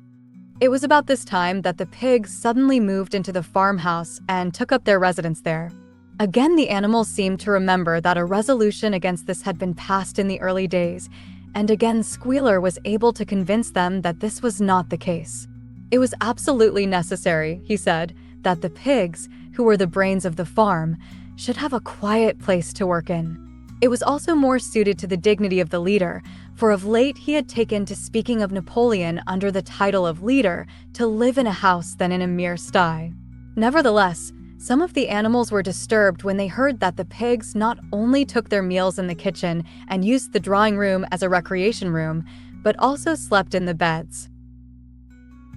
Boxer passed it off as usual with "Napoleon is always right," but Clover, who thought she remembered a definite ruling against beds, went to the end of the barn and tried to puzzle out the 7 commandments which were inscribed there. Finding herself unable to read more than individual letters, she fetched Muriel. "Muriel," she said, "read me the 4th commandment. Does it not say something about never sleeping in a bed?" With some difficulty Muriel spelt it out. "It says, 'No animal shall sleep in a bed with sheets,'" she announced finally. Curiously enough, Clover had not remembered that the 4th commandment mentioned sheets, but as it was there on the wall, it must have done so. And Squealer, who happened to be passing at this moment, attended by 2 or 3 dogs, was able to put the whole matter in its proper perspective.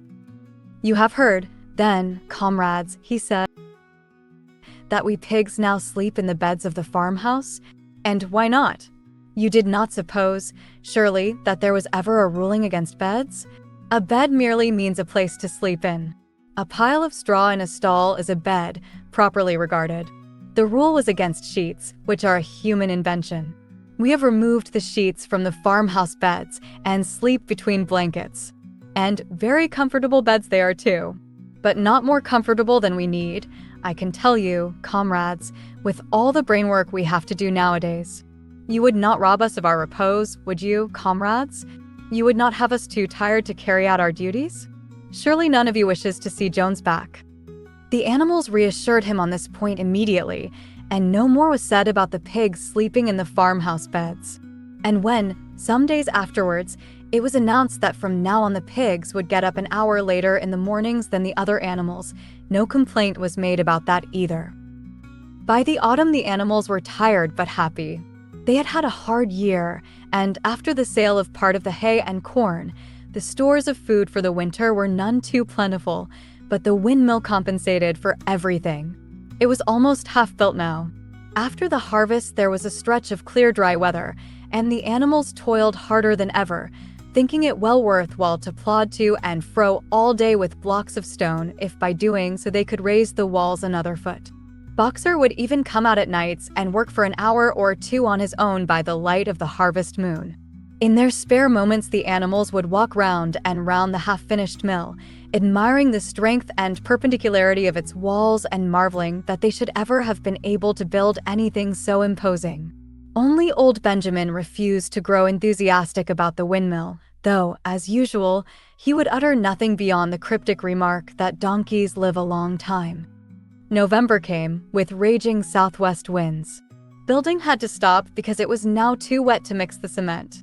Finally, there came a night when the gale was so violent that the farm buildings rocked on their foundations and several tiles were blown off the roof of the barn. The hens woke up squawking with terror because they had all dreamed simultaneously of hearing a gun go off in the distance. In the morning, the animals came out of their stalls to find that the flagstaff had been blown down and an elm tree at the foot of the orchard had been plucked up like a radish. They had just noticed this when a cry of despair broke from every animal's throat. A terrible sight had met their eyes. The windmill was in ruins. With one accord, they dashed down to the spot. Napoleon, who seldom moved out of a walk, raced ahead of them all. Yes, there it lay, the fruit of all their struggles, leveled to its foundations, the stones they had broken and carried so laboriously scattered all around. Unable at first to speak, they stood gazing mournfully at the litter of fallen stone. Napoleon paced to and fro in silence, occasionally snuffing at the ground. His tail had grown rigid and twitched sharply from side to side, a sign in him of intense mental activity. Suddenly he halted as though his mind were made up. "Comrades," he said quietly, "do you know who is responsible for this? Do you know the enemy who has come in the night and overthrown our windmill? Snowball," he suddenly roared in a voice of thunder. "Snowball has done this thing. In sheer malignity, thinking to set back our plans and avenge himself for his ignominious expulsion, this traitor has crept here under cover of night and destroyed our work of nearly a year. Comrades, here and now I pronounce the death sentence upon Snowball. Animal hero, second class, and half a bushel of apples to any animal who brings him to justice. A full bushel to anyone who captures him alive." The animals were shocked beyond measure to learn that even Snowball could be guilty of such an action. There was a cry of indignation, and everyone began thinking out ways of catching Snowball if he should ever come back. Almost immediately, the footprints of a pig were discovered in the grass at a little distance from the knoll. They could only be traced for a few yards, but appeared to lead to a hole in the hedge. Napoleon snuffed deeply at them and pronounced them to be Snowballs. He gave it as his opinion that Snowball had probably come from the direction of Foxwood Farm. "No more delays, comrades," cried Napoleon when the footprints had been examined. "There is work to be done. This very morning we begin rebuilding the windmill, and we will build all through the winter, rain or shine. We will teach this miserable traitor that he cannot undo our work so easily. Remember, comrades, there must be no alteration in our plans. They shall be carried out to the day. Forward, comrades. Long live the windmill. Long live Animal Farm." Chapter 7. It was a bitter winter. The stormy weather was followed by sleet and snow, and then by a hard frost which did not break till well into February. The animals carried on as best they could with the rebuilding of the windmill, well knowing that the outside world was watching them and that the envious human beings would rejoice and triumph if the mill were not finished on time. Out of spite, the human beings pretended not to believe that it was Snowball who had destroyed the windmill. They said that it had fallen down because the walls were too thin. The animals knew that this was not the case. Still, it had been decided to build the walls 3 feet thick this time instead of 18 inches as before, which meant collecting much larger quantities of stone. For a long time, the quarry was full of snowdrifts and nothing could be done. Some progress was made in the dry, frosty weather that followed, but it was cruel work, and the animals could not feel so hopeful about it as they had felt before. They were always cold, and usually hungry as well. Only Boxer and Clover never lost heart. Squealer made excellent speeches on the joy of service and the dignity of labor, but the other animals found more inspiration in Boxer's strength and his never-failing cry of, "I will work harder." In January, food fell short. The corn ration was drastically reduced, and it was announced that an extra potato ration would be issued to make up for it. Then it was discovered that the greater part of the potato crop had been frosted in the clamps, which had not been covered thickly enough. The potatoes had become soft and discolored, and only a few were edible. For days at a time, the animals had nothing to eat but chaff and mangles. Starvation seemed to stare them in the face. It was vitally necessary to conceal this fact from the outside world. Emboldened by the collapse of the windmill, the human beings were inventing fresh lies about Animal Farm. Once again, it was being put about that all the animals were dying of famine and disease, and that they were continually fighting among themselves and had resorted to cannibalism and infanticide. Napoleon was well aware of the bad results that might follow if the real facts of the food situation were known, and he decided to make use of Mr. Whymper to spread a contrary impression. Hitherto, the animals had had little or no contact with Whymper on his weekly visits. Now, however, a few selected animals, mostly sheep, were instructed to remark casually in his hearing that rations had been increased. In addition, Napoleon ordered the almost empty bins in the store shed to be filled nearly to the brim with sand, which was then covered up with what remained of the grain and meal. On some suitable pretext, Whymper was led through the store shed and allowed to catch a glimpse of the bins. He was deceived and continued to report to the outside world that there was no food shortage on Animal Farm. Nevertheless, towards the end of January, it became obvious that it would be necessary to procure some more grain from somewhere. In these days, Napoleon rarely appeared in public, but spent all his time in the farmhouse, which was guarded at each door by fierce-looking dogs. When he did emerge, it was in a ceremonial manner, with an escort of 6 dogs who closely surrounded him and growled if anyone came too near. Frequently, he did not even appear on Sunday mornings, but issued his orders through one of the other pigs, usually Squealer. One Sunday morning, Squealer announced that the hens, who had just come into lay again, must surrender their eggs. Napoleon had accepted, through Whymper, a contract for 400 eggs a week. The price of these would pay for enough grain and meal to keep the farm going till summer came on and conditions were easier. When the hens heard this, they raised a terrible outcry. They had been warned earlier that this sacrifice might be necessary, but had not believed that it would really happen. They were just getting their clutches ready for the spring sitting, and they protested that to take the eggs away now was murder. For the first time since the expulsion of Jones, there was something resembling a rebellion. Led by 3 young black Minorca pullets, the hens made a determined effort to thwart Napoleon's wishes. Their method was to fly up to the rafters and there lay their eggs, which smashed to pieces on the floor. Napoleon acted swiftly and ruthlessly. He ordered the hens' rations to be stopped and decreed that any animal giving so much as a grain of corn to a hen should be punished by death. The dogs saw to it that these orders were carried out. For 5 days the hens held out, then they capitulated and went back to their nesting boxes. 9 hens had died in the meantime. Their bodies were buried in the orchard, and it was given out that they had died of coccidiosis. Whymper heard nothing of this affair, and the eggs were duly delivered, a grocer's van driving up to the farm once a week to take them away. All this while no more had been seen of Snowball. He was rumored to be hiding on one of the neighboring farms, either Foxwood or Pinchfield. Napoleon was by this time on slightly better terms with the other farmers than before. It happened that there was in the yard a pile of timber which had been stacked there 10 years earlier when a beech spinney was cleared. It was well seasoned, and Whymper had advised Napoleon to sell it. Both Mr. Pilkington and Mr. Frederick were anxious to buy it.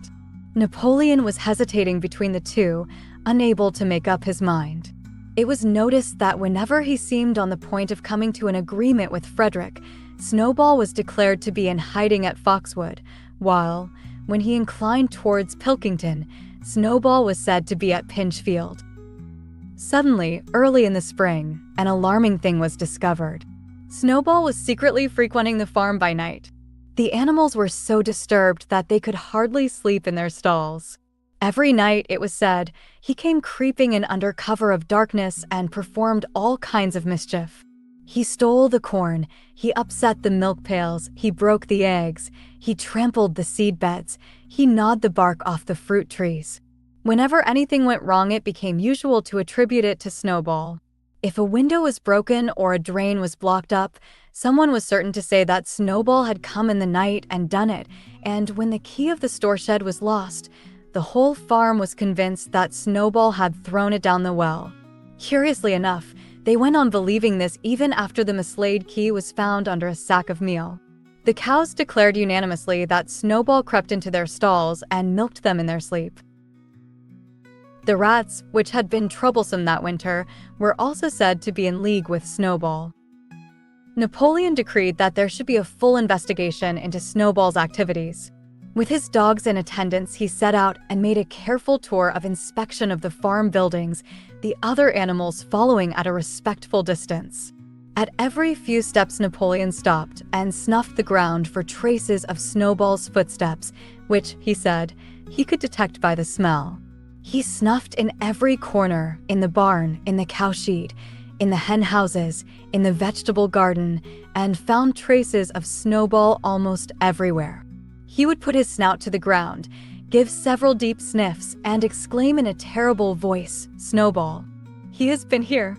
I can smell him distinctly, and at the word Snowball, all the dogs let out blood-curdling growls and showed their side teeth. The animals were thoroughly frightened.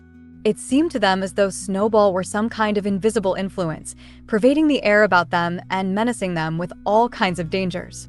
In the evening, Squealer called them together, and with an alarmed expression on his face told them that he had some serious news to report. "Comrades," cried Squealer, making little nervous skips, "a most terrible thing has been discovered. Snowball has sold himself to Frederick of Pinfield Farm, who is even now plotting to attack us and take our farm away from us. Snowball is to act as his guide when the attack begins.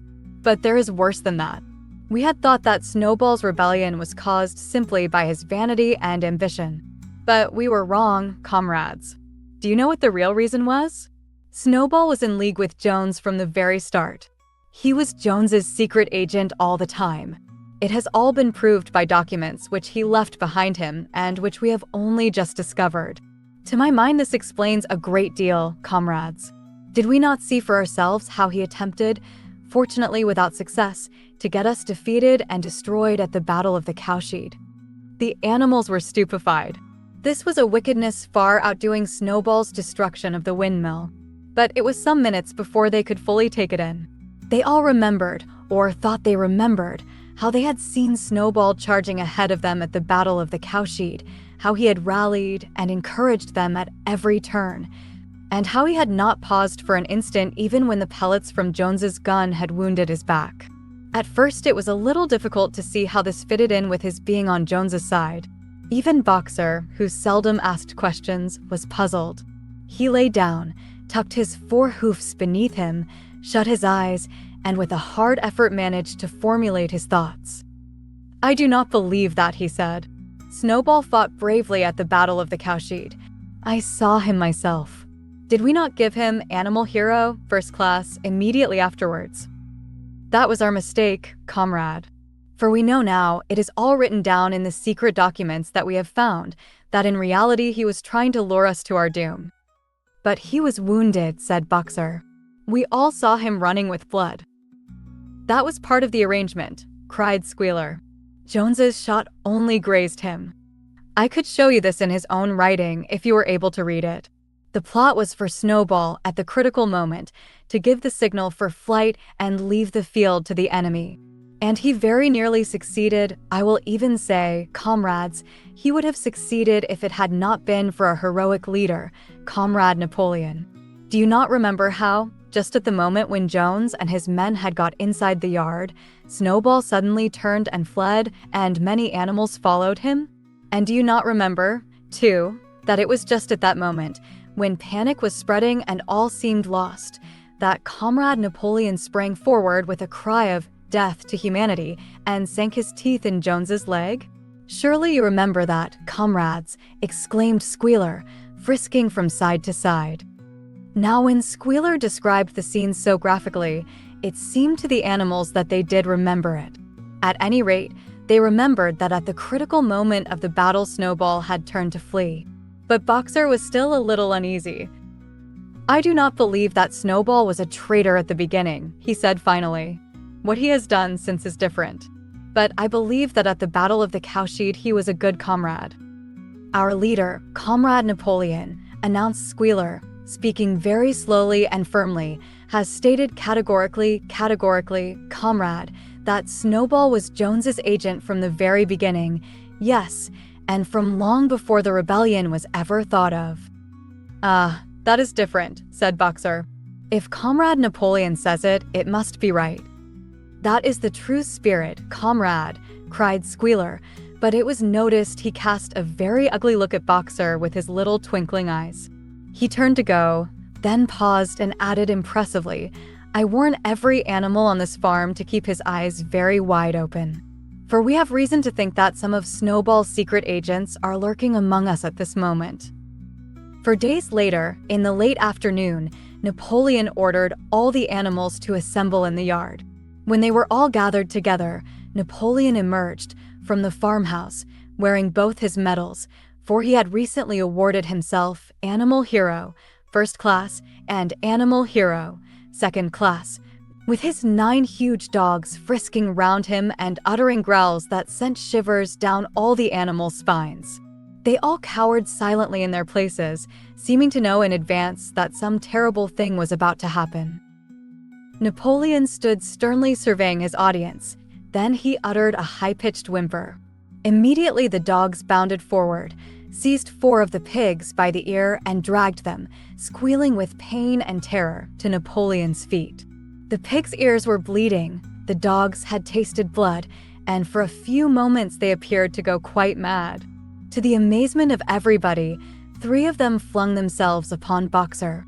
Boxer saw them coming and put out his great hoof, caught a dog in midair and pinned him to the ground. The dog shrieked for mercy and the other 2 fled with their tails between their legs. Boxer looked at Napoleon to know whether he should crush the dog to death or let it go. Napoleon appeared to change countenance and sharply ordered Boxer to let the dog go, whereat Boxer lifted his hoof and the dog slunk away, bruised and howling. Presently the tumult died down. The 4 pigs waited, trembling, with guilt written on every line of their countenances. Napoleon now called upon them to confess their crimes. They were the same 4 pigs as had protested when Napoleon abolished the Sunday meetings. Without any further prompting, they confessed that they had been secretly in touch with Snowball ever since his expulsion, that they had collaborated with him in destroying the windmill, and that they had entered into an agreement with him to hand over Animal Farm to Mr. Frederick. They added that Snowball had privately admitted to them that he had been Jones's secret agent for years past. When they had finished their confession, the dogs promptly tore their throats out, and in a terrible voice Napoleon demanded whether any other animal had anything to confess. The 3 hens who had been the ringleaders in the attempted rebellion over the eggs now came forward and stated that Snowball had appeared to them in a dream and incited them to disobey Napoleon's orders. They, too, were slaughtered. Then a goose came forward and confessed to having secreted 6 ears of corn during the last year's harvest and eaten them in the night. Then a sheep confessed to having urinated in the drinking pool, urged to do this, so she said, by Snowball, and 2 other sheep confessed to having murdered an old ram, an especially devoted follower of Napoleon, by chasing him round and round a bonfire when he was suffering from a cough. They were all slain on the spot. And so the tale of confessions and executions went on, until there was a pile of corpses lying before Napoleon's feet, and the air was heavy with the smell of blood, which had been unknown there since the expulsion of Jones. When it was all over, the remaining animals, except for the pigs and dogs, crept away in a body. They were shaken and miserable. They did not know which was more shocking, the treachery of the animals who had leagued themselves with Snowball, or the cruel retribution they had just witnessed. In the old days there had often been scenes of bloodshed equally terrible, but it seemed to all of them that it was far worse now that it was happening among themselves. Since Jones had left the farm, until today, no animal had killed another animal. Not even a rat had been killed. They had made their way onto the little knoll where the half-finished windmill stood, and with one accord they all lay down as though huddling together for warmth. Clover, Muriel, Benjamin, the cows, the sheep, and a whole flock of geese and hens, everyone indeed, except the cat, who had suddenly disappeared just before Napoleon ordered the animals to assemble. For some time nobody spoke. Only Boxer remained on his feet. He fidgeted to and fro, swishing his long black tail against his sides and occasionally uttering a little whinny of surprise. Finally, he said, "I do not understand it. I would not have believed that such things could happen on our farm. It must be due to some fault in ourselves. The solution, as I see it, is to work harder. From now onwards, I shall get up a full hour earlier in the mornings." And he moved off at his lumbering trot and made for the quarry. Having got there, he collected 2 successive loads of stone and dragged them down to the windmill before retiring for the night. The animals huddled about Clover, not speaking. The knoll where they were lying gave them a wide prospect across the countryside. Most of Animal Farm was within their view, the long pasture stretching down to the main road, the hayfield, the spinney, the drinking pool, the plowed fields where the young wheat was thick and green, and the red roofs of the farm buildings with the smoke curling from the chimneys. It was a clear spring evening.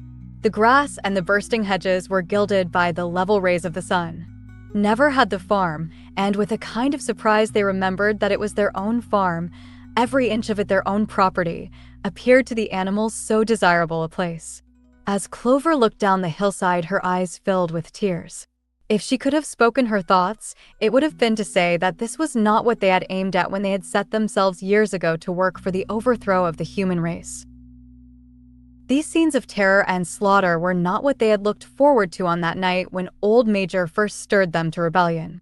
If she herself had had any picture of the future, it had been of a society of animals set free from hunger and the whip, all equal, each working according to his capacity, the strong protecting the weak, as she had protected the lost brood of ducklings with her foreleg on the night of Major's speech. Instead, she did not know why, they had come to a time when no one dared speak his mind, when fierce, growling dogs roamed everywhere, and when you had to watch your comrades torn to pieces after confessing to shocking crimes. There was no thought of rebellion or disobedience in her mind. She knew that, even as things were, they were far better off than they had been in the days of Jones, and that before all else it was needful to prevent the return of the human beings. Whatever happened, she would remain faithful, work hard, carry out the orders that were given to her, and accept the leadership of Napoleon. But still, it was not for this that she and all the other animals had hoped and toiled. It was not for this that they had built the windmill and faced the bullets of Jones's gun. Such were her thoughts, though she lacked the words to express them. At last, feeling this to be in some way a substitute for the words she was unable to find, she began to sing Beasts of England.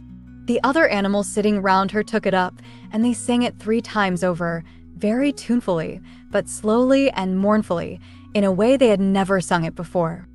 They had just finished singing it for the 3rd time when Squealer, attended by 2 dogs, approached them with the air of having something important to say.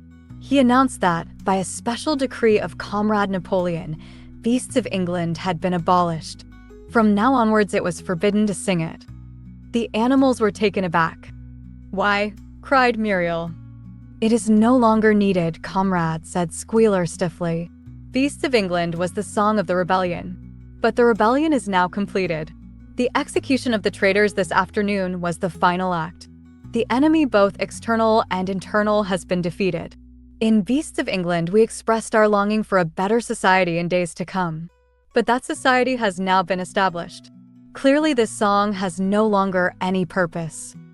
Frightened though they were, some of the animals might possibly have protested, but at this moment the sheep set up their usual bleating of "for legs good, 2 legs bad," which went on for several minutes and put an end to the discussion. So Beasts of England was heard no more. In its place, Minimus, the poet, had composed another song which began, Animal Farm, never through me shalt thou come to harm."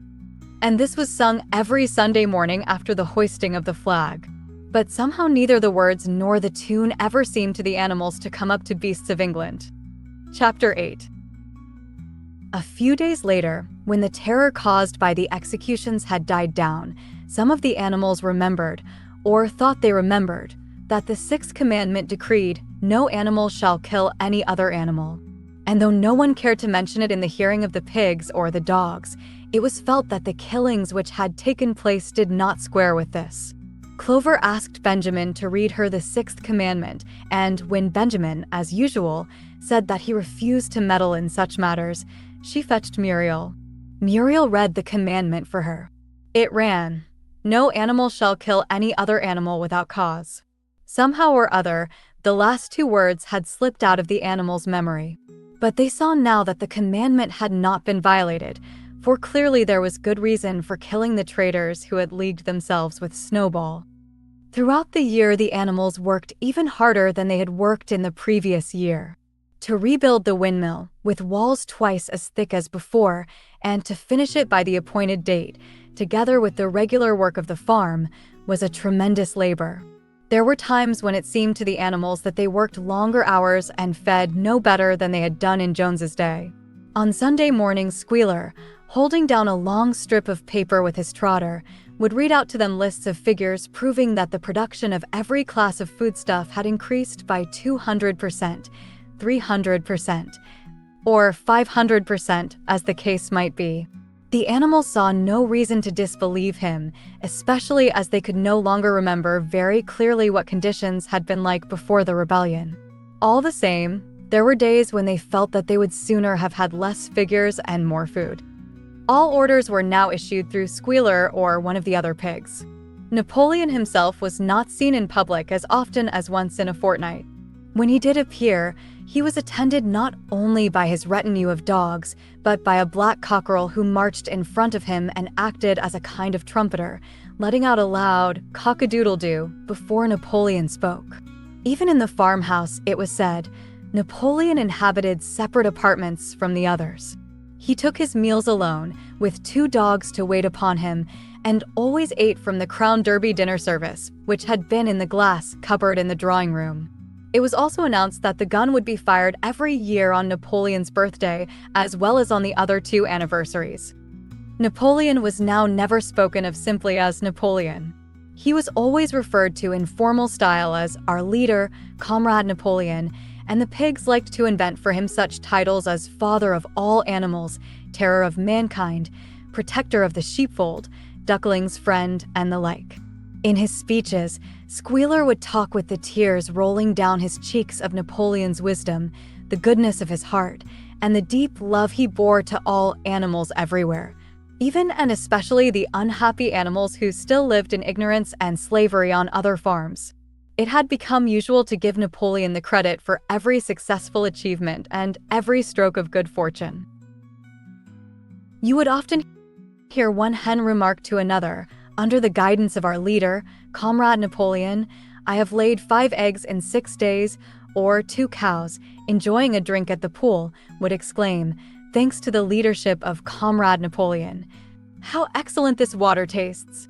The general feeling on the farm was well expressed in a poem entitled Comrade Napoleon, which was composed by Minimus and which ran as follows. Friend of the fatherless, fountain of happiness, lord of the swill bucket. Oh, how my soul is on fire when I gaze at thy calm and commanding eye, like the sun in the sky, Comrade Napoleon. Thou art the giver of all that thy creatures love, full belly twice a day, clean straw to roll upon, every beast great or small sleeps at peace in his stall. Thou watchest over all, Comrade Napoleon. Had I a sucking pig, ere he had grown as big even as a pint bottle or as a rolling pin, he should have learned to be faithful and true to thee. Yes, his first squeak should be Comrade Napoleon. Napoleon approved of this poem and caused it to be inscribed on the wall of the big barn at the opposite end from the 7 commandments. It was surmounted by a portrait of Napoleon, in profile, executed by Squealer in white paint. Meanwhile, through the agency of Whymper, Napoleon was engaged in complicated negotiations with Frederick and Pilkington. The pile of timber was still unsold. Of the 2, Frederick was the more anxious to get hold of it, but he would not offer a reasonable price. At the same time, there were renewed rumors that Frederick and his men were plotting to attack Animal Farm and to destroy the windmill, the building of which had aroused furious jealousy in him. Snowball was known to be still skulking on Pinfield Farm. In the middle of the summer, the animals were alarmed to hear that 3 hens had come forward and confessed that, inspired by Snowball, they had entered into a plot to murder Napoleon. They were executed immediately, and fresh precautions for Napoleon's safety were taken.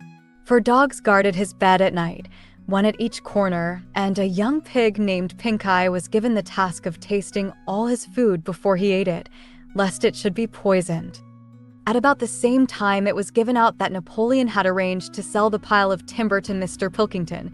He was also going to enter into a regular agreement for the exchange of certain products between Animal Farm and Foxwood.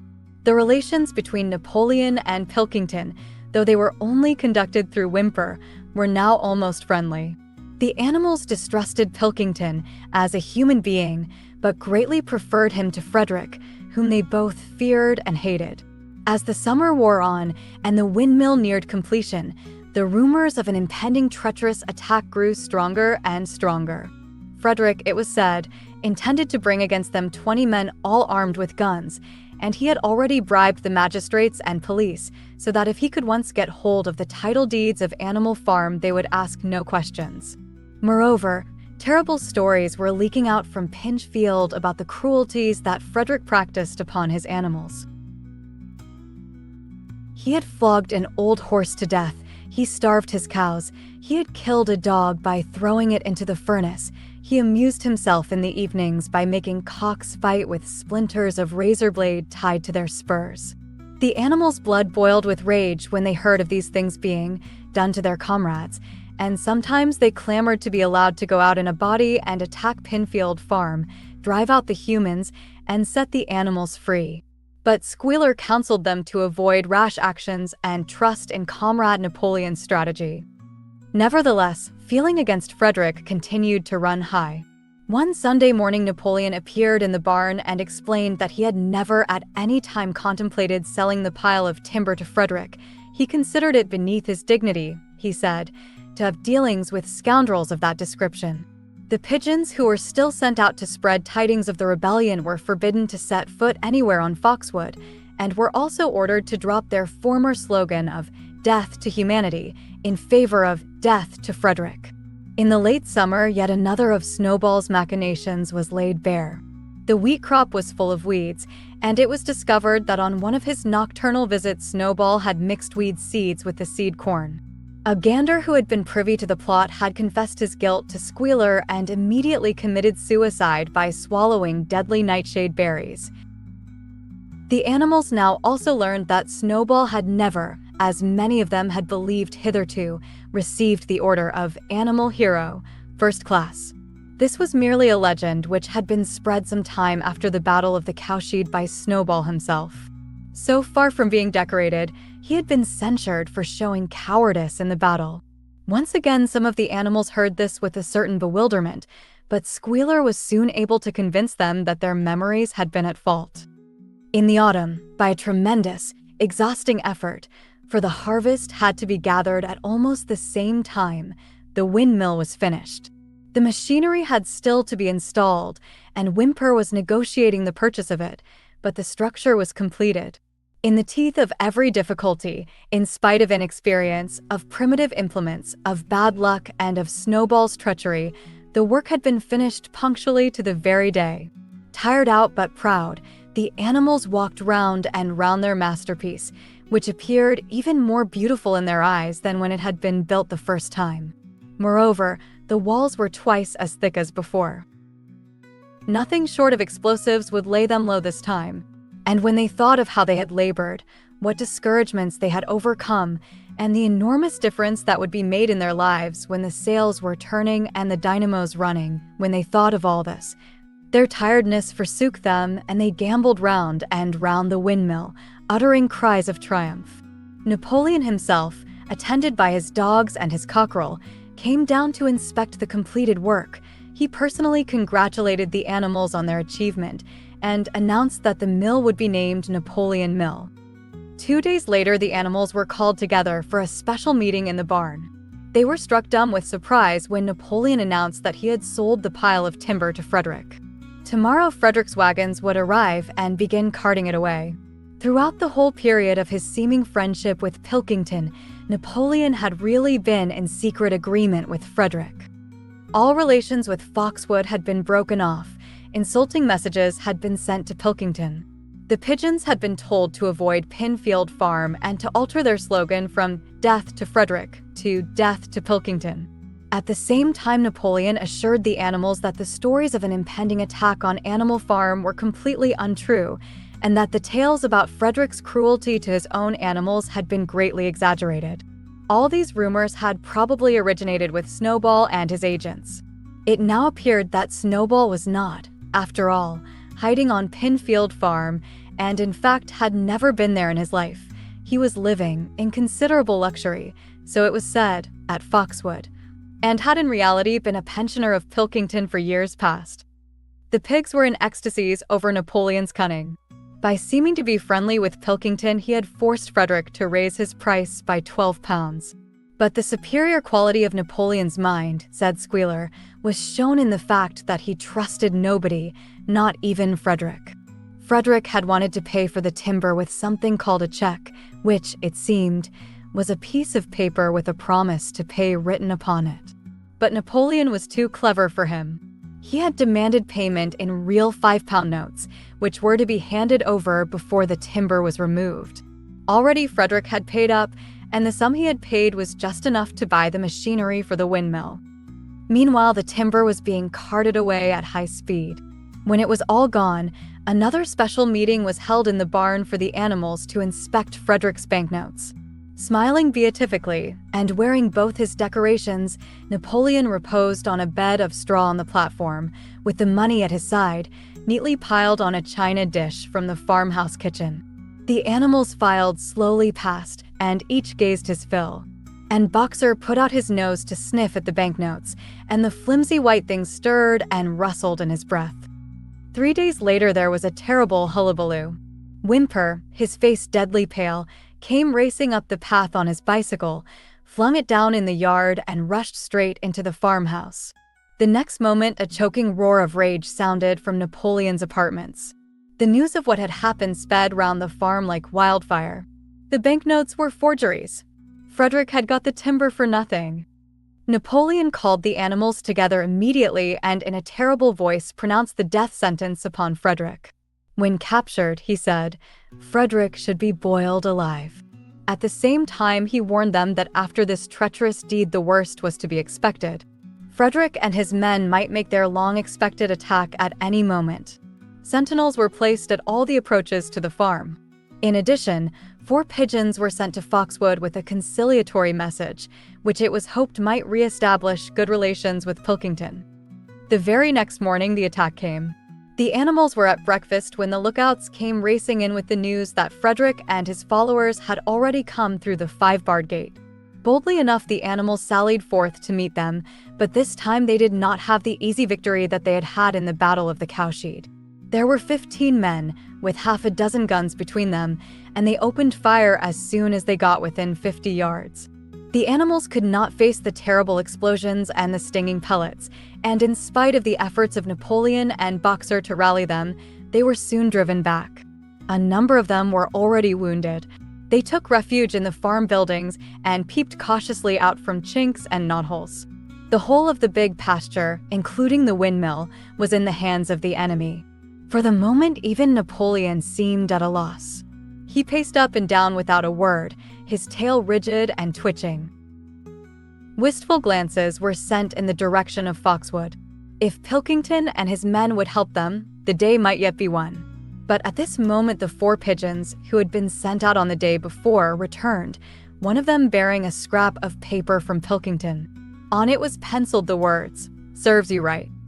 Meanwhile, Frederick and his men had halted about the windmill. The animals watched them, and a murmur of dismay went round. 2 of the men had produced a crowbar and a sledgehammer. They were going to knock the windmill down.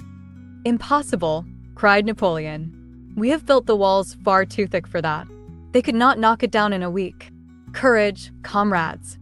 But Benjamin was watching the movements of the men intently.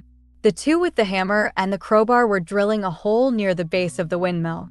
Slowly, and with an air almost of amusement, Benjamin nodded his long muzzle. "I thought so," he said. "Do you not see what they are doing? In another moment they are going to pack blasting powder into that hole." Terrified, the animals waited. It was impossible now to venture out of the shelter. At this sight, the animals' courage returned to them. The fear and despair they had felt a moment earlier were drowned in their rage against this vile, contemptible act. A mighty cry for vengeance went up, and without waiting for further orders, they charged forth in a body and made straight for the enemy. This time they did not heed the cruel pellets that swept over them like hail. It was a savage, bitter battle. The men fired again and again, and, when the animals got to close quarters, lashed out with their sticks and their heavy boots.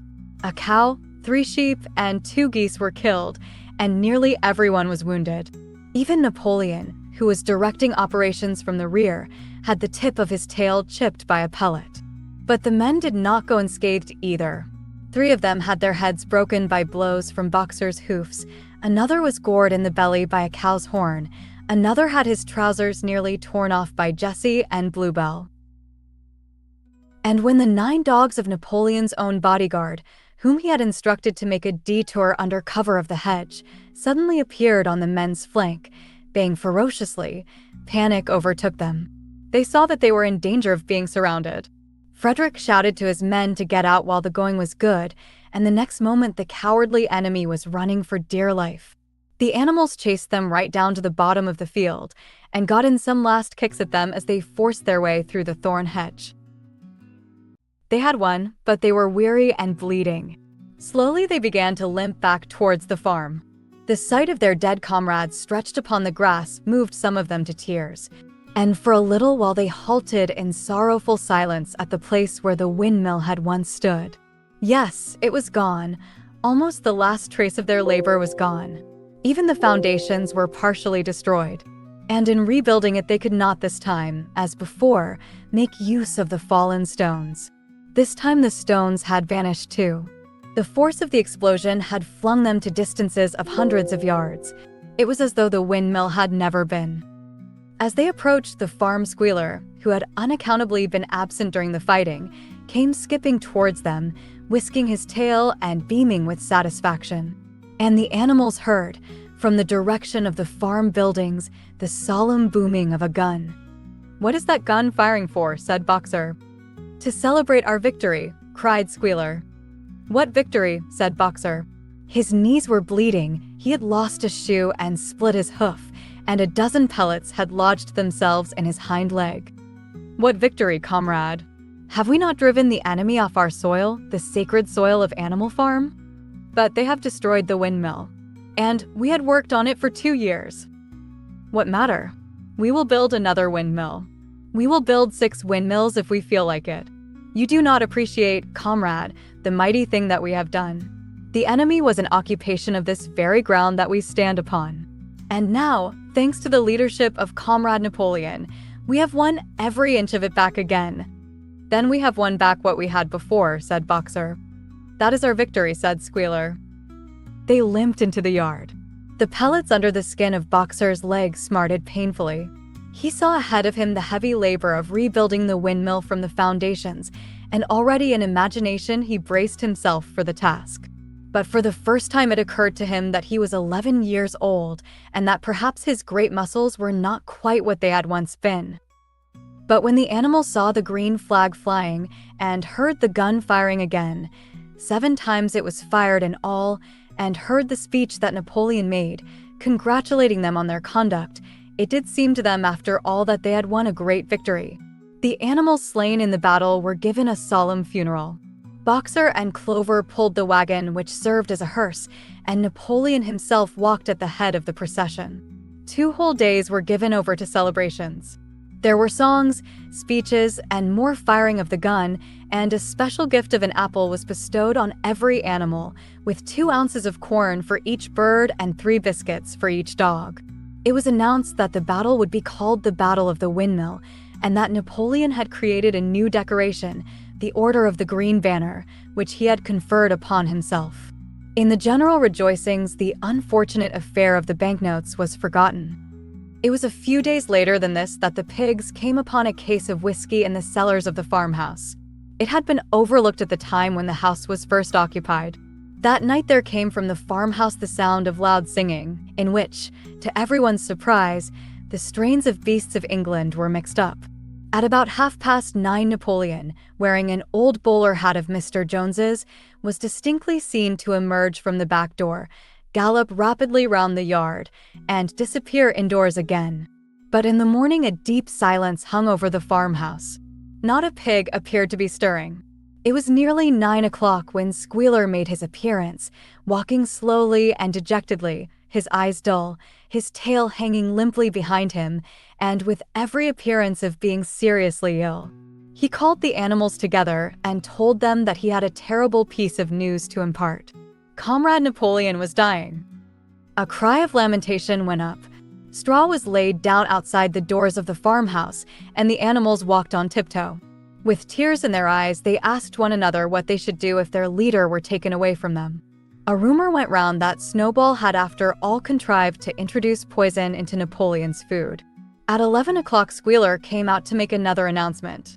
As his last act upon earth, Comrade Napoleon had pronounced a solemn decree. The drinking of alcohol was to be punished by death. By the evening, however, Napoleon appeared to be somewhat better, and the following morning Squealer was able to tell them that he was well on the way to recovery. By the evening of that day, Napoleon was back at work, and on the next day it was learned that he had instructed Whymper to purchase in Willingdon some booklets on brewing and distilling. A week later, Napoleon gave orders that the small paddock beyond the orchard, which it had previously been intended to set aside as a grazing ground for animals who were past work, was to be plowed up. It was given out that the pasture was exhausted and needed reseeding, but it soon became known that Napoleon intended to sow it with barley. About this time, there occurred a strange incident which hardly anyone was able to understand. One night at about 12 o'clock, there was a loud crash in the yard, and the animals rushed out of their stalls. It was a moonlit night. At the foot of the end wall of the big barn, where the 7 commandments were written, there lay a ladder broken in 2 pieces. Squealer, temporarily stunned, was sprawling beside it, and near at hand there lay a lantern, a paintbrush, and an overturned pot of white paint. The dogs immediately made a ring round Squealer and escorted him back to the farmhouse as soon as he was able to walk. None of the animals could form any idea as to what this meant, except old Benjamin, who nodded his muzzle with a knowing air and seemed to understand, but would say nothing. But a few days later, Muriel, reading over the 7 commandments to herself, noticed that there was yet another of them which the animals had remembered wrong. They had thought that the 5th commandment was, "No animal shall drink alcohol," but there were 2 words that they had forgotten. Actually, the commandment read, "No animal shall drink alcohol to excess." Chapter 9. Boxer's split hoof was a long time in healing. They had started the rebuilding of the windmill the day after the victory celebrations were ended. Boxer refused to take even a day off work and made it a point of honor not to let it be seen that he was in pain. In the evenings, he would admit privately to Clover that the hoof troubled him a great deal. Clover treated the hoof with poultices of herbs which she prepared by chewing them, and both she and Benjamin urged Boxer to work less hard. "A horse's lungs do not last forever," she said to him. But Boxer would not listen. He had, he said, only one real ambition left, to see the windmill well underway before he reached the age for retirement. At the beginning, when the laws of Animal Farm were first formulated, the retiring age had been fixed for horses and pigs at 12, for cows at 14, for dogs at 9, for sheep at 7, and for hens and geese at 5. Liberal old age pensions had been agreed upon. As yet no animal had actually retired on pension, but of late the subject had been discussed more and more.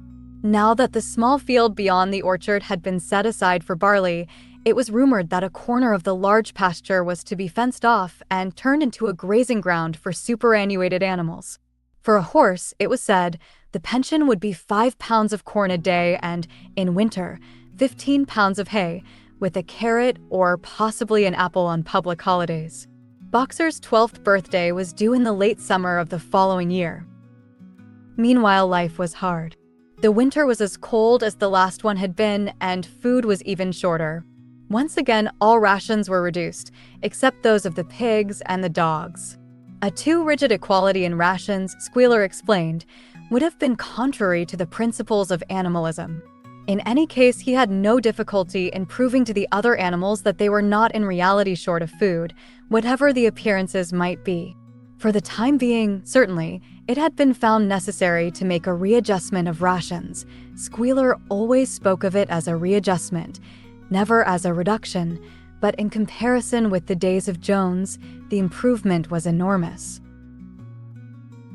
Reading out the figures in a shrill, rapid voice, he proved to them in detail that they had more oats, more hay, more turnips than they had had in Jones's day, that they worked shorter hours, that their drinking water was of better quality, that they lived longer, that a larger proportion of their young ones survived infancy, and that they had more straw in their stalls and suffered less from fleas. The animals believed every word of it. Truth to tell, Jones and all he stood for had almost faded out of their memories. They knew that life nowadays was harsh and bare, that they were often hungry and often cold, and that they were usually working when they were not asleep. But doubtless it had been worse in the old days. They were glad to believe so. Besides, in those days they had been slaves and now they were free, and that made all the difference, as Squealer did not fail to point out. There were many more mouths to feed now. In the autumn, the 4 sows had all littered about simultaneously, producing 31 young pigs between them. The young pigs were piebald, and as Napoleon was the only boar on the farm, it was possible to guess at their parentage. It was announced that later, when bricks and timber had been purchased, a schoolroom would be built in the farmhouse garden. For the time being, the young pigs were given their instruction by Napoleon himself in the farmhouse kitchen. They took their exercise in the garden and were discouraged from playing with the other young animals. About this time, too, it was laid down as a rule that when a pig and any other animal met on the path, the other animal must stand aside, and also that all pigs, of whatever degree, were to have the privilege of wearing green ribbons on their tails on Sundays. The farm had had a fairly successful year, but was still short of money. There were the bricks, sand, and lime for the schoolroom to be purchased, and it would also be necessary to begin saving up again for the machinery for the windmill. Then there were lamp oil and candles for the house, sugar for Napoleon's own table. He forbade this to the other pigs, on the ground that it made them fat, and all the usual replacements such as tools, nails, string, coal, wire, scrap iron, and dog biscuits. A stump of hay and part of the potato crop were sold off, and the contract for eggs was increased to 600 a week, so that year the hens barely hatched enough chicks to keep their numbers at the same level. Rations, reduced in December, were reduced again in February, and lanterns in the stalls were forbidden to save oil. But the pigs seemed comfortable enough, and in fact were putting on weight if anything.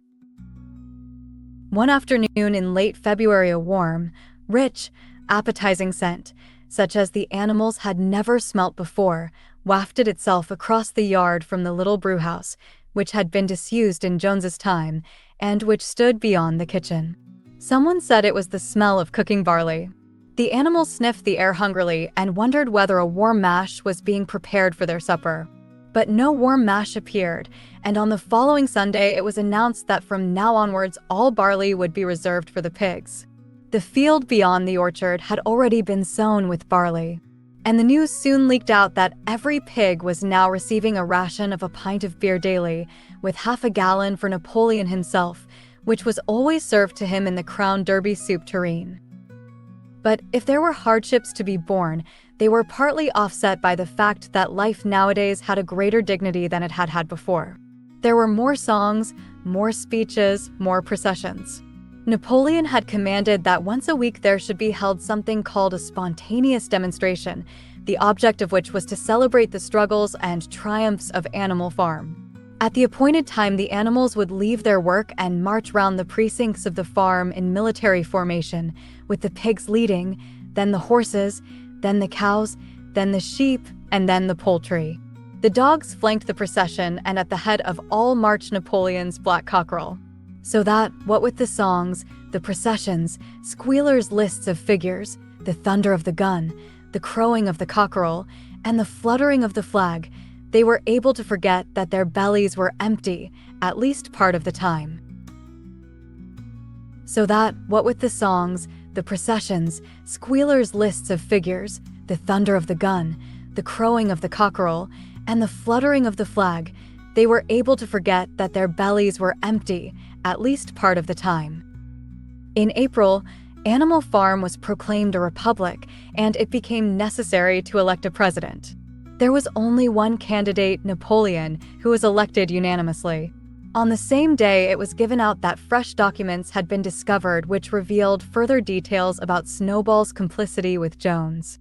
It now appeared that Snowball had not, as the animals had previously imagined, merely attempted to lose the Battle of the Cowshed by means of a stratagem, but had been openly fighting on Jones's side.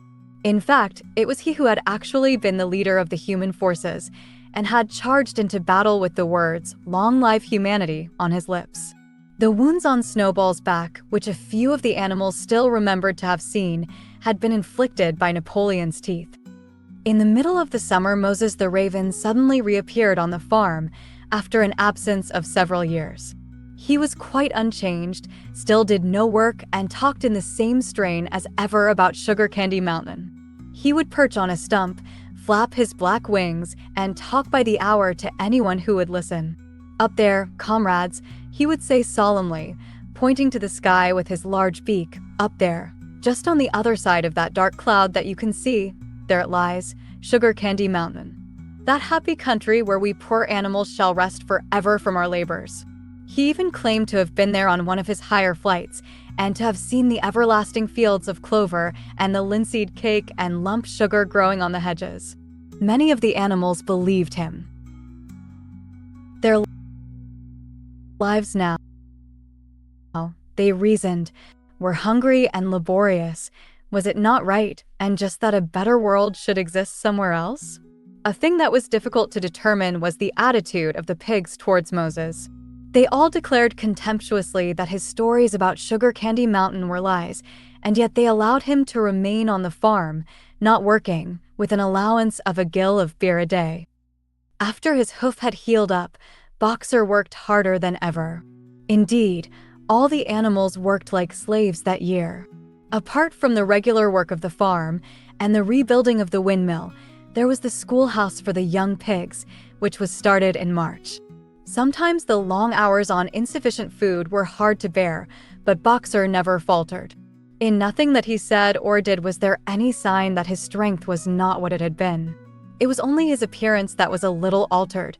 His hide was less shiny than it had used to be, and his great haunches seemed to have shrunken. The others said, "Boxer will pick up when the spring grass comes on," but the spring came and Boxer grew no fatter.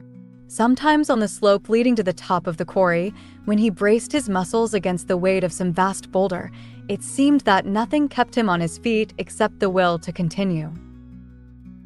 At such times his lips were seen to form the words, "I will work harder." He had no voice left. Once again Clover and Benjamin warned him to take care of his health, but Boxer paid no attention. His 12th birthday was approaching. He did not care what happened so long as a good store of stone was accumulated before he went on pension. Late one evening in the summer, a sudden rumor ran round the farm that something had happened to Boxer. He had gone out alone to drag a load of stone down to the windmill. And sure enough, the rumor was true. A few minutes later, 2 pigeons came racing in with the news. "Boxer has fallen. He is lying on his side and can't get up." About half the animals on the farm rushed out to the knoll where the windmill stood. There lay Boxer, between the shafts of the cart, his neck stretched out, unable even to raise his head. His eyes were glazed, his sides matted with sweat. A thin stream of blood had trickled out of his mouth. Clover dropped to her knees at his side. "Boxer," she cried, "how are you?" "It is my lung," said Boxer in a weak voice. "It does not matter. I think you will be able to finish the windmill without me. There is a pretty good store of stone accumulated. I had only another month to go in any case. To tell you the truth, I had been looking forward to my retirement. And perhaps, as Benjamin is growing old too, they will let him retire at the same time and be a companion to me." "We must get help at once," said Clover. "Run, somebody, and tell Squealer what has happened." All the other animals immediately raced back to the farmhouse to give Squealer the news. Only Clover remained, and Benjamin, who lay down at Boxer's side, and, without speaking, kept the flies off him with his long tail. After about a quarter of an hour, Squealer appeared, full of sympathy and concern.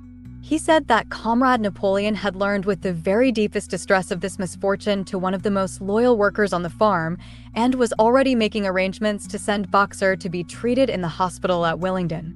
The animals felt a little uneasy at this. Except for Molly and Snowball, no other animal had ever left the farm, and they did not like to think of their sick comrade in the hands of human beings. However, Squealer easily convinced them that the veterinary surgeon in Willingdon could treat Boxer's case more satisfactorily than could be done on the farm. And about half an hour later, when Boxer had somewhat recovered, he was with difficulty got onto his feet and managed to limp back to his stall, where Clover and Benjamin had prepared a good bed of straw for him. For the next 2 days, Boxer remained in his stall. The pigs had sent out a large bottle of pink medicine which they had found in the medicine chest in the bathroom, and Clover administered it to Boxer twice a day after meals. In the evenings, she lay in his stall and talked to him, while Benjamin kept the flies off him. Boxer professed not to be sorry for what had happened. If he made a good recovery, he might expect to live another 3 years, and he looked forward to the peaceful days that he would spend in the corner of the big pasture. It would be the first time that he had had leisure to study and improve his mind. He intended, he said, to devote the rest of his life to learning the remaining 22 letters of the alphabet. However, Benjamin and Clover could only be with Boxer after working hours, and it was in the middle of the day when the van came to take him away. The animals were all at work weeding turnips under the supervision of a pig, when they were astonished to see Benjamin come galloping from the direction of the farm buildings, braying at the top of his voice. It was the first time that they had ever seen Benjamin excited. Indeed, it was the first time that anyone had ever seen him gallop. "Quick, quick," he shouted. "Come at once. They're taking Boxer away." Without waiting for orders from the pig, the animals broke off work and raced back to the farm buildings. Sure enough, there in the yard was a large closed van, drawn by 2 horses, with lettering on its side and a sly-looking man in a low-crowned bowler hat sitting on the driver's seat. And Boxer's stall was empty. The animals crowded round the van. "Goodbye, Boxer," they chorused. "Goodbye." "Fools, fools," shouted Benjamin, prancing round them and stamping the earth with his small hoofs. "Fools, do you not see what is written on the side of that van?" That gave the animals pause, and there was a hush. Muriel began to spell out the words. But Benjamin pushed her aside, and in the midst of a deadly silence he read, "Alfred Simmons, horse slaughterer and glue boiler, Willingdon. Dealer in hides and bone meal. Kennels supplied." Do you not understand what that means? They are taking Boxer to the knackers. A cry of horror burst from all the animals. At this moment, the man on the box whipped up his horses, and the van moved out of the yard at a smart trot. All the animals followed, crying out at the tops of their voices. Clover forced her way to the front. The van began to gather speed. Clover tried to stir her stout limbs to a gallop and achieved a canter. "Boxer," she cried. "Boxer, Boxer, Boxer." And just at this moment, as though he had heard the uproar outside, Boxer's face, with the white stripe down his nose, appeared at the small window at the back of the van. "Boxer," cried Clover in a terrible voice. "Boxer, get out. Get out quickly. They're taking you to your death." All the animals took up the cry of "Get out, Boxer, get out." But the van was already gathering speed and drawing away from them. It was uncertain whether Boxer had understood what Clover had said. But a moment later his face disappeared from the window, and there was the sound of a tremendous drumming of hoofs inside the van. He was trying to kick his way out. The time had been when a few kicks from Boxer's hoofs would have smashed the van to matchwood. But alas, his strength had left him, and in a few moments the sound of drumming hoofs grew fainter and died away. In desperation, the animals began appealing to the 2 horses which drew the van to stop. "Comrades, comrades," they shouted. "Don't take your own brother to his death." But the stupid brutes, too ignorant to realize what was happening, merely set back their ears and quickened their pace. Boxer's face did not reappear at the window. Too late. Someone thought of racing ahead and shutting the 5-barred gate, but in another moment the van was through it and rapidly disappearing down the road. Boxer was never seen again. 3 days later, it was announced that he had died in the hospital at Willingdon, in spite of receiving every attention a horse could have. Squealer came to announce the news to the others. He had, he said, been present during Boxer's last hours. "It was the most affecting sight I have ever seen," said Squealer, lifting his trotter and wiping away a tear. "I was at his bedside at the very last.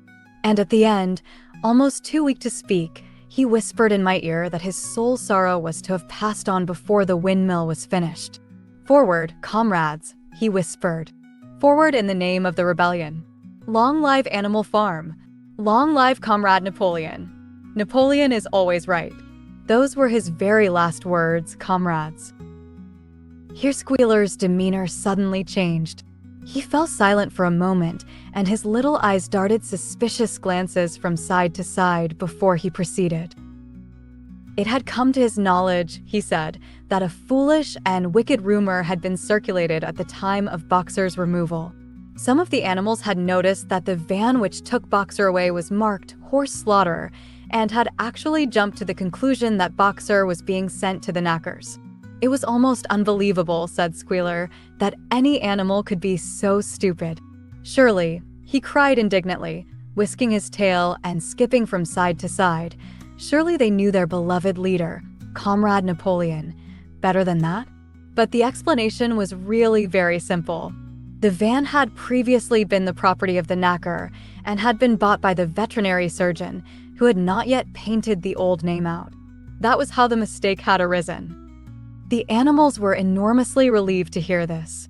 And when Squealer went on to give further graphic details of Boxer's deathbed, the admirable care he had received, and the expensive medicines for which Napoleon had paid without a thought as to the cost, their last doubts disappeared, and the sorrow that they felt for their comrade's death was tempered by the thought that at least he had died happy. Napoleon himself appeared at the meeting on the following Sunday morning and pronounced a short oration in Boxer's honor.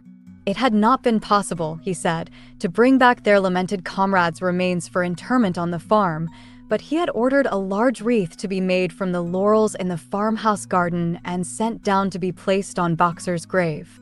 And in a few days' time the pigs intended to hold a memorial banquet in Boxer's honor. Napoleon ended his speech with a reminder of Boxer's 2 favorite maxims, "I will work harder," and "Comrade Napoleon is always right" maxims, he said, which every animal would do well to adopt as his own. On the day appointed for the banquet, a grocer's van drove up from Willingdon and delivered a large wooden crate at the farmhouse. That night there was the sound of uproarious singing, which was followed by what sounded like a violent quarrel and ended at about 11 o'clock with a tremendous crash of glass. No one stirred in the farmhouse before noon on the following day, and the word went round that from somewhere or other the pigs had acquired the money to buy themselves another case of whiskey. Chapter 10. Years passed. The seasons came and went. The short animal lives fled by. A time came when there was no one who remembered the old days before the rebellion, except Clover, Benjamin, Moses the raven, and a number of the pigs. Muriel was dead. Bluebell, Jessie, and Pincher were dead. Jones, too, was dead. He had died in an inebriate's home in another part of the county. Snowball was forgotten. Boxer was forgotten, except by the few who had known him. Clover was an old stout mare now, stiff in the joints and with a tendency to rheumy eyes. She was 2 years past the retiring age, but in fact no animal had ever actually retired. The talk of setting aside a corner of the pasture for superannuated animals had long since been dropped. Napoleon was now a mature boar of 24 stone.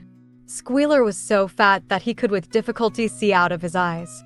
Only old Benjamin was much the same as ever, except for being a little grayer about the muzzle, and, since Boxer's death, more morose and taciturn than ever. There were many more creatures on the farm now, though the increase was not so great as had been expected in earlier years. Many animals had been born to whom the rebellion was only a dim tradition, passed on by word of mouth, and others had been bought who had never heard mention of such a thing before their arrival. The farm possessed 3 horses now besides Clover. They were fine upstanding beasts, willing workers and good comrades, but very stupid. None of them proved able to learn the alphabet beyond the letter B. They accepted everything that they were told about the rebellion and the principles of animalism, especially from Clover, for whom they had an almost filial respect, but it was doubtful whether they understood very much of it. The farm was more prosperous now and better organized. It had even been enlarged by 2 fields which had been bought from Mr. Pilkington. The windmill had been successfully completed at last, and the farm possessed a threshing machine and a hay elevator of its own, and various new buildings had been added to it. Whymper had bought himself a dog cart. The windmill, however, had not after all been used for generating electrical power. It was used for milling corn and brought in a handsome money profit. The animals were hard at work building yet another windmill. When that one was finished, so it was said, the dynamos would be installed. But the luxuries of which Snowball had once taught the animals to dream, the stalls with electric light and hot and cold water, and the 3-day week, were no longer talked about. Napoleon had denounced such ideas as contrary to the spirit of animalism. The truest happiness, he said, lay in working hard and living frugally. Somehow it seemed as though the farm had grown richer without making the animals themselves any richer, except, of course, for the pigs and the dogs. Perhaps this was partly because there were so many pigs and so many dogs. It was not that these creatures did not work after their fashion. There was, as Squealer was never tired of explaining, endless work in the supervision and organization of the farm. Much of this work was of a kind that the other animals were too ignorant to understand. For example, Squealer told them that the pigs had to expend enormous labors every day upon mysterious things called files, reports, minutes, and memoranda. These were large sheets of paper which had to be closely covered with writing, and as soon as they were so covered, they were burnt in the furnace. This was of the highest importance for the welfare of the farm, Squealer said. But still, neither pigs nor dogs produced any food by their own labor, and there were very many of them, and their appetites were always good. As for the others, their life, so far as they knew, was as it had always been. They were generally hungry, they slept on straw, they drank from the pool, they labored in the fields. In winter they were troubled by the cold, and in summer by the flies. Sometimes the older ones among them racked their dim memories and tried to determine whether in the early days of the rebellion, when Jones's expulsion was still recent, things had been better or worse than now. They could not remember. There was nothing with which they could compare their present lives. They had nothing to go upon except Squealer's lists of figures, which invariably demonstrated that everything was getting better and better. The animals found the problem insoluble. In any case, they had little time for speculating on such things now. Only old Benjamin professed to remember every detail of his long life and to know that things never had been, nor ever could be much better or much worse, hunger, hardship, and disappointment being, so he said, the unalterable law of life. And yet the animals never gave up hope. More, they never lost, even for an instant, their sense of honor and privilege in being members of Animal Farm. They were still the only farm in the whole county, in all England, owned and operated by animals. Not one of them, not even the youngest, not even the newcomers who had been brought from farms 10 or 20 miles away, ever ceased to marvel at that. And when they heard the gun booming and saw the green flag fluttering at the masthead, their hearts swelled with imperishable pride, and the talk turned always towards the old heroic days, the expulsion of Jones, the writing of the 7 Commandments, the great battles in which the human invaders had been defeated. None of the old dreams had been abandoned. The Republic of the Animals which Major had foretold, when the green fields of England should be untrodden by human feet, was still believed in. Someday it was coming. It might not be soon, it might not be within the lifetime of any animal now living, but still it was coming. Even the tune of Beasts of England was perhaps hummed secretly here and there. At any rate, it was a fact that every animal on the farm knew it, though no one would have dared to sing it aloud. It might be that their lives were hard and that not all of their hopes had been fulfilled, but they were conscious that they were not as other animals. If they went hungry, it was not from feeding tyrannical human beings. If they worked hard, at least they worked for themselves. No creature among them went upon two legs. No creature called any other creature master. All animals were equal. One day, an early summer squealer ordered the sheep to follow him and led them out to a piece of waste ground at the other end of the farm, which had become overgrown with birch saplings. The sheep spent the whole day there browsing at the leaves under Squealer's supervision. In the evening, he returned to the farmhouse himself, but as it was warm weather, told the sheep to stay where they were. It ended by their remaining there for a whole week, during which time the other animals saw nothing of them. Squealer was with them for the greater part of every day. He was, he said, teaching them to sing a new song, for which privacy was needed. It was just after the sheep had returned, on a pleasant evening when the animals had finished work and were making their way back to the farm buildings, that the terrified neighing of a horse sounded from the yard. Startled, the animals stopped in their tracks. It was Clover's voice. She neighed again, and all the animals broke into a gallop and rushed into the yard. Then they saw what Clover had seen. It was a pig walking on his hind legs. Yes, it was Squealer. A little awkwardly, as though not quite used to supporting his considerable bulk in that position, but with perfect balance, he was strolling across the yard. And a moment later, out from the door of the farmhouse came a long file of pigs, all walking on their hind legs. Some did it better than others. One or two were even a trifle unsteady and looked as though they would have liked the support of a stick, but every one of them made his way right round the yard successfully. And finally there was a tremendous baying of dogs and a shrill crowing from the black cockerel, and out came Napoleon himself, majestically upright, casting haughty glances from side to side, and with his dogs gambolling round him. He carried a whip in his trotter. There was a deadly silence. Amazed, terrified, huddling together, the animals watched the long line of pigs march slowly round the yard. It was as though the world had turned upside down. Then there came a moment when the first shock had worn off and when, in spite of everything, in spite of their terror of the dogs and of the habit, developed through long years of never complaining, never criticizing, no matter what happened, they might have uttered some word of protest. But just at that moment, as though at a signal, all the sheep burst out into a tremendous bleating of, "For legs good, 2 legs better. For legs good, 2 legs better. For legs good, 2 legs better." It went on for 5 minutes without stopping. And by the time the sheep had quieted down, the chance to utter any protest had passed, for the pigs had marched back into the farmhouse. Benjamin felt a nose nuzzling at his shoulder. He looked round. It was Clover. Her old eyes looked dimmer than ever. Without saying anything, she tugged gently at his mane and led him round to the end of the big barn, where the 7 commandments were written.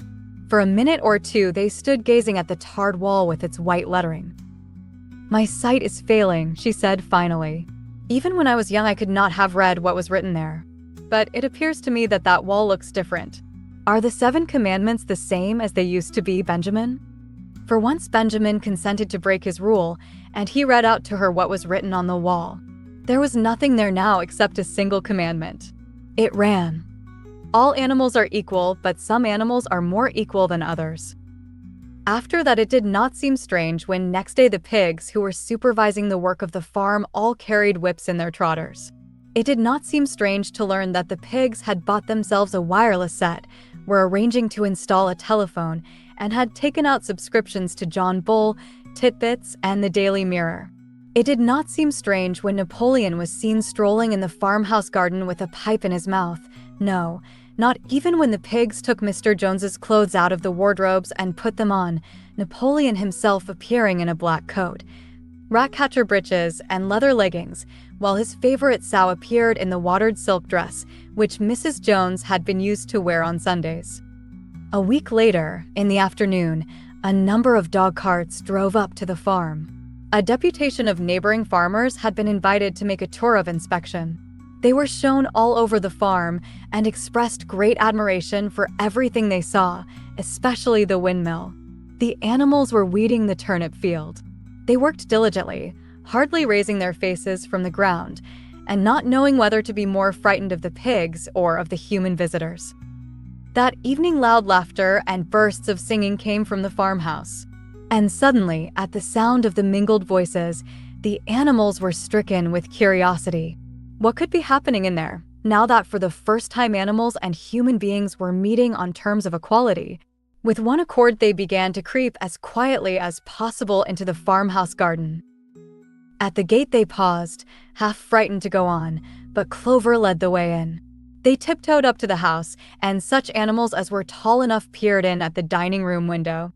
There, round the long table, sat half a dozen farmers and half a dozen of the more eminent pigs, Napoleon himself occupying the seat of honor at the head of the table. The pigs appeared completely at ease in their chairs. The company had been enjoying a game of cards, but had broken off for the moment, evidently in order to drink a toast. A large jug was circulating, and the mugs were being refilled with beer. No one noticed the wondering faces of the animals that gazed in at the window. Mr. Pilkington of Foxwood had stood up, his mug in his hand. In a moment, he said, he would ask the present company to drink a toast. But before doing so, there were a few words that he felt it incumbent upon him to say. It was a source of great satisfaction to him, he said, and he was sure, to all others present, to feel that a long period of mistrust and misunderstanding had now come to an end. There had been a time, not that he, or any of the present company, had shared such sentiments, but there had been a time when the respected proprietors of Animal Farm had been regarded, he would not say with hostility, but perhaps with a certain measure of misgiving, by their human neighbors. Unfortunate incidents had occurred, mistaken ideas had been current. It had been felt that the existence of a farm owned and operated by pigs was somehow abnormal and was liable to have an unsettling effect in the neighborhood. Too many farmers had assumed, without due inquiry, that on such a farm a spirit of license and indiscipline would prevail. They had been nervous about the effects upon their own animals, or even upon their human employees. But all such doubts were now dispelled. Today, he and his friends had visited Animal Farm and inspected every inch of it with their own eyes, and what did they find? Not only the most up-to-date methods, but a discipline and an orderliness which should be an example to all farmers everywhere. He believed that he was right in saying that the lower animals on Animal Farm did more work and received less food than any animals in the county. Indeed, he and his fellow visitors today had observed many features which they intended to introduce on their own farms immediately. He would end his remarks, he said, by emphasizing once again the friendly feelings that subsisted, and ought to subsist, between Animal Farm and its neighbors. Between pigs and human beings there was not, and there need not be, any clash of interests whatever.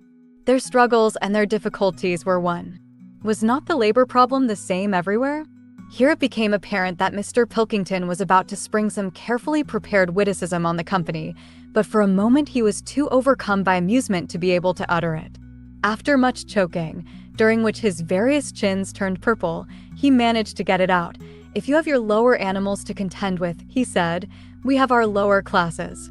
This bon mot set the table in a roar, and Mr. Pilkington once again congratulated the pigs on the low rations, the long working hours, and the general absence of pampering which he had observed on Animal Farm. And now, he said finally, he would ask the company to rise to their feet and make certain that their glasses were full. "Gentlemen," concluded Mr. Pilkington, "gentlemen, I give you a toast to the prosperity of Animal Farm." There was enthusiastic cheering and stamping of feet. Napoleon was so gratified that he left his place and came round the table to clink his mug against Mr. Pilkington's before emptying it. When the cheering had died down, Napoleon, who had remained on his feet, intimated that he too had a few words to say. Like all of Napoleon's speeches, it was short and to the point. He too, he said, was happy that the period of misunderstanding was at an end. For a long time there had been rumors circulated, he had reason to think, by some malignant enemy, that there was something subversive and even revolutionary in the outlook of himself and his colleagues. They had been credited with attempting to stir up rebellion among the animals on neighboring farms. Nothing could be further from the truth. Their sole wish, now and in the past, was to live at peace and in normal business relations with their neighbors. This farm, which he had the honor to control, he added, was a cooperative enterprise. The title deeds, which were in his own possession, were owned by the pigs jointly.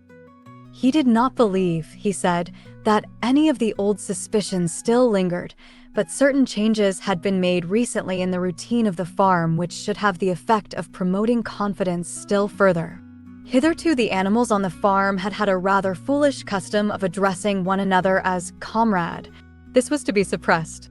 There had also been a very strange custom, whose origin was unknown, of marching every Sunday morning past a boar's skull which was nailed to a post in the garden. This, too, would be suppressed, and the skull had already been buried. His visitors might have observed, too, the green flag which flew from the masthead.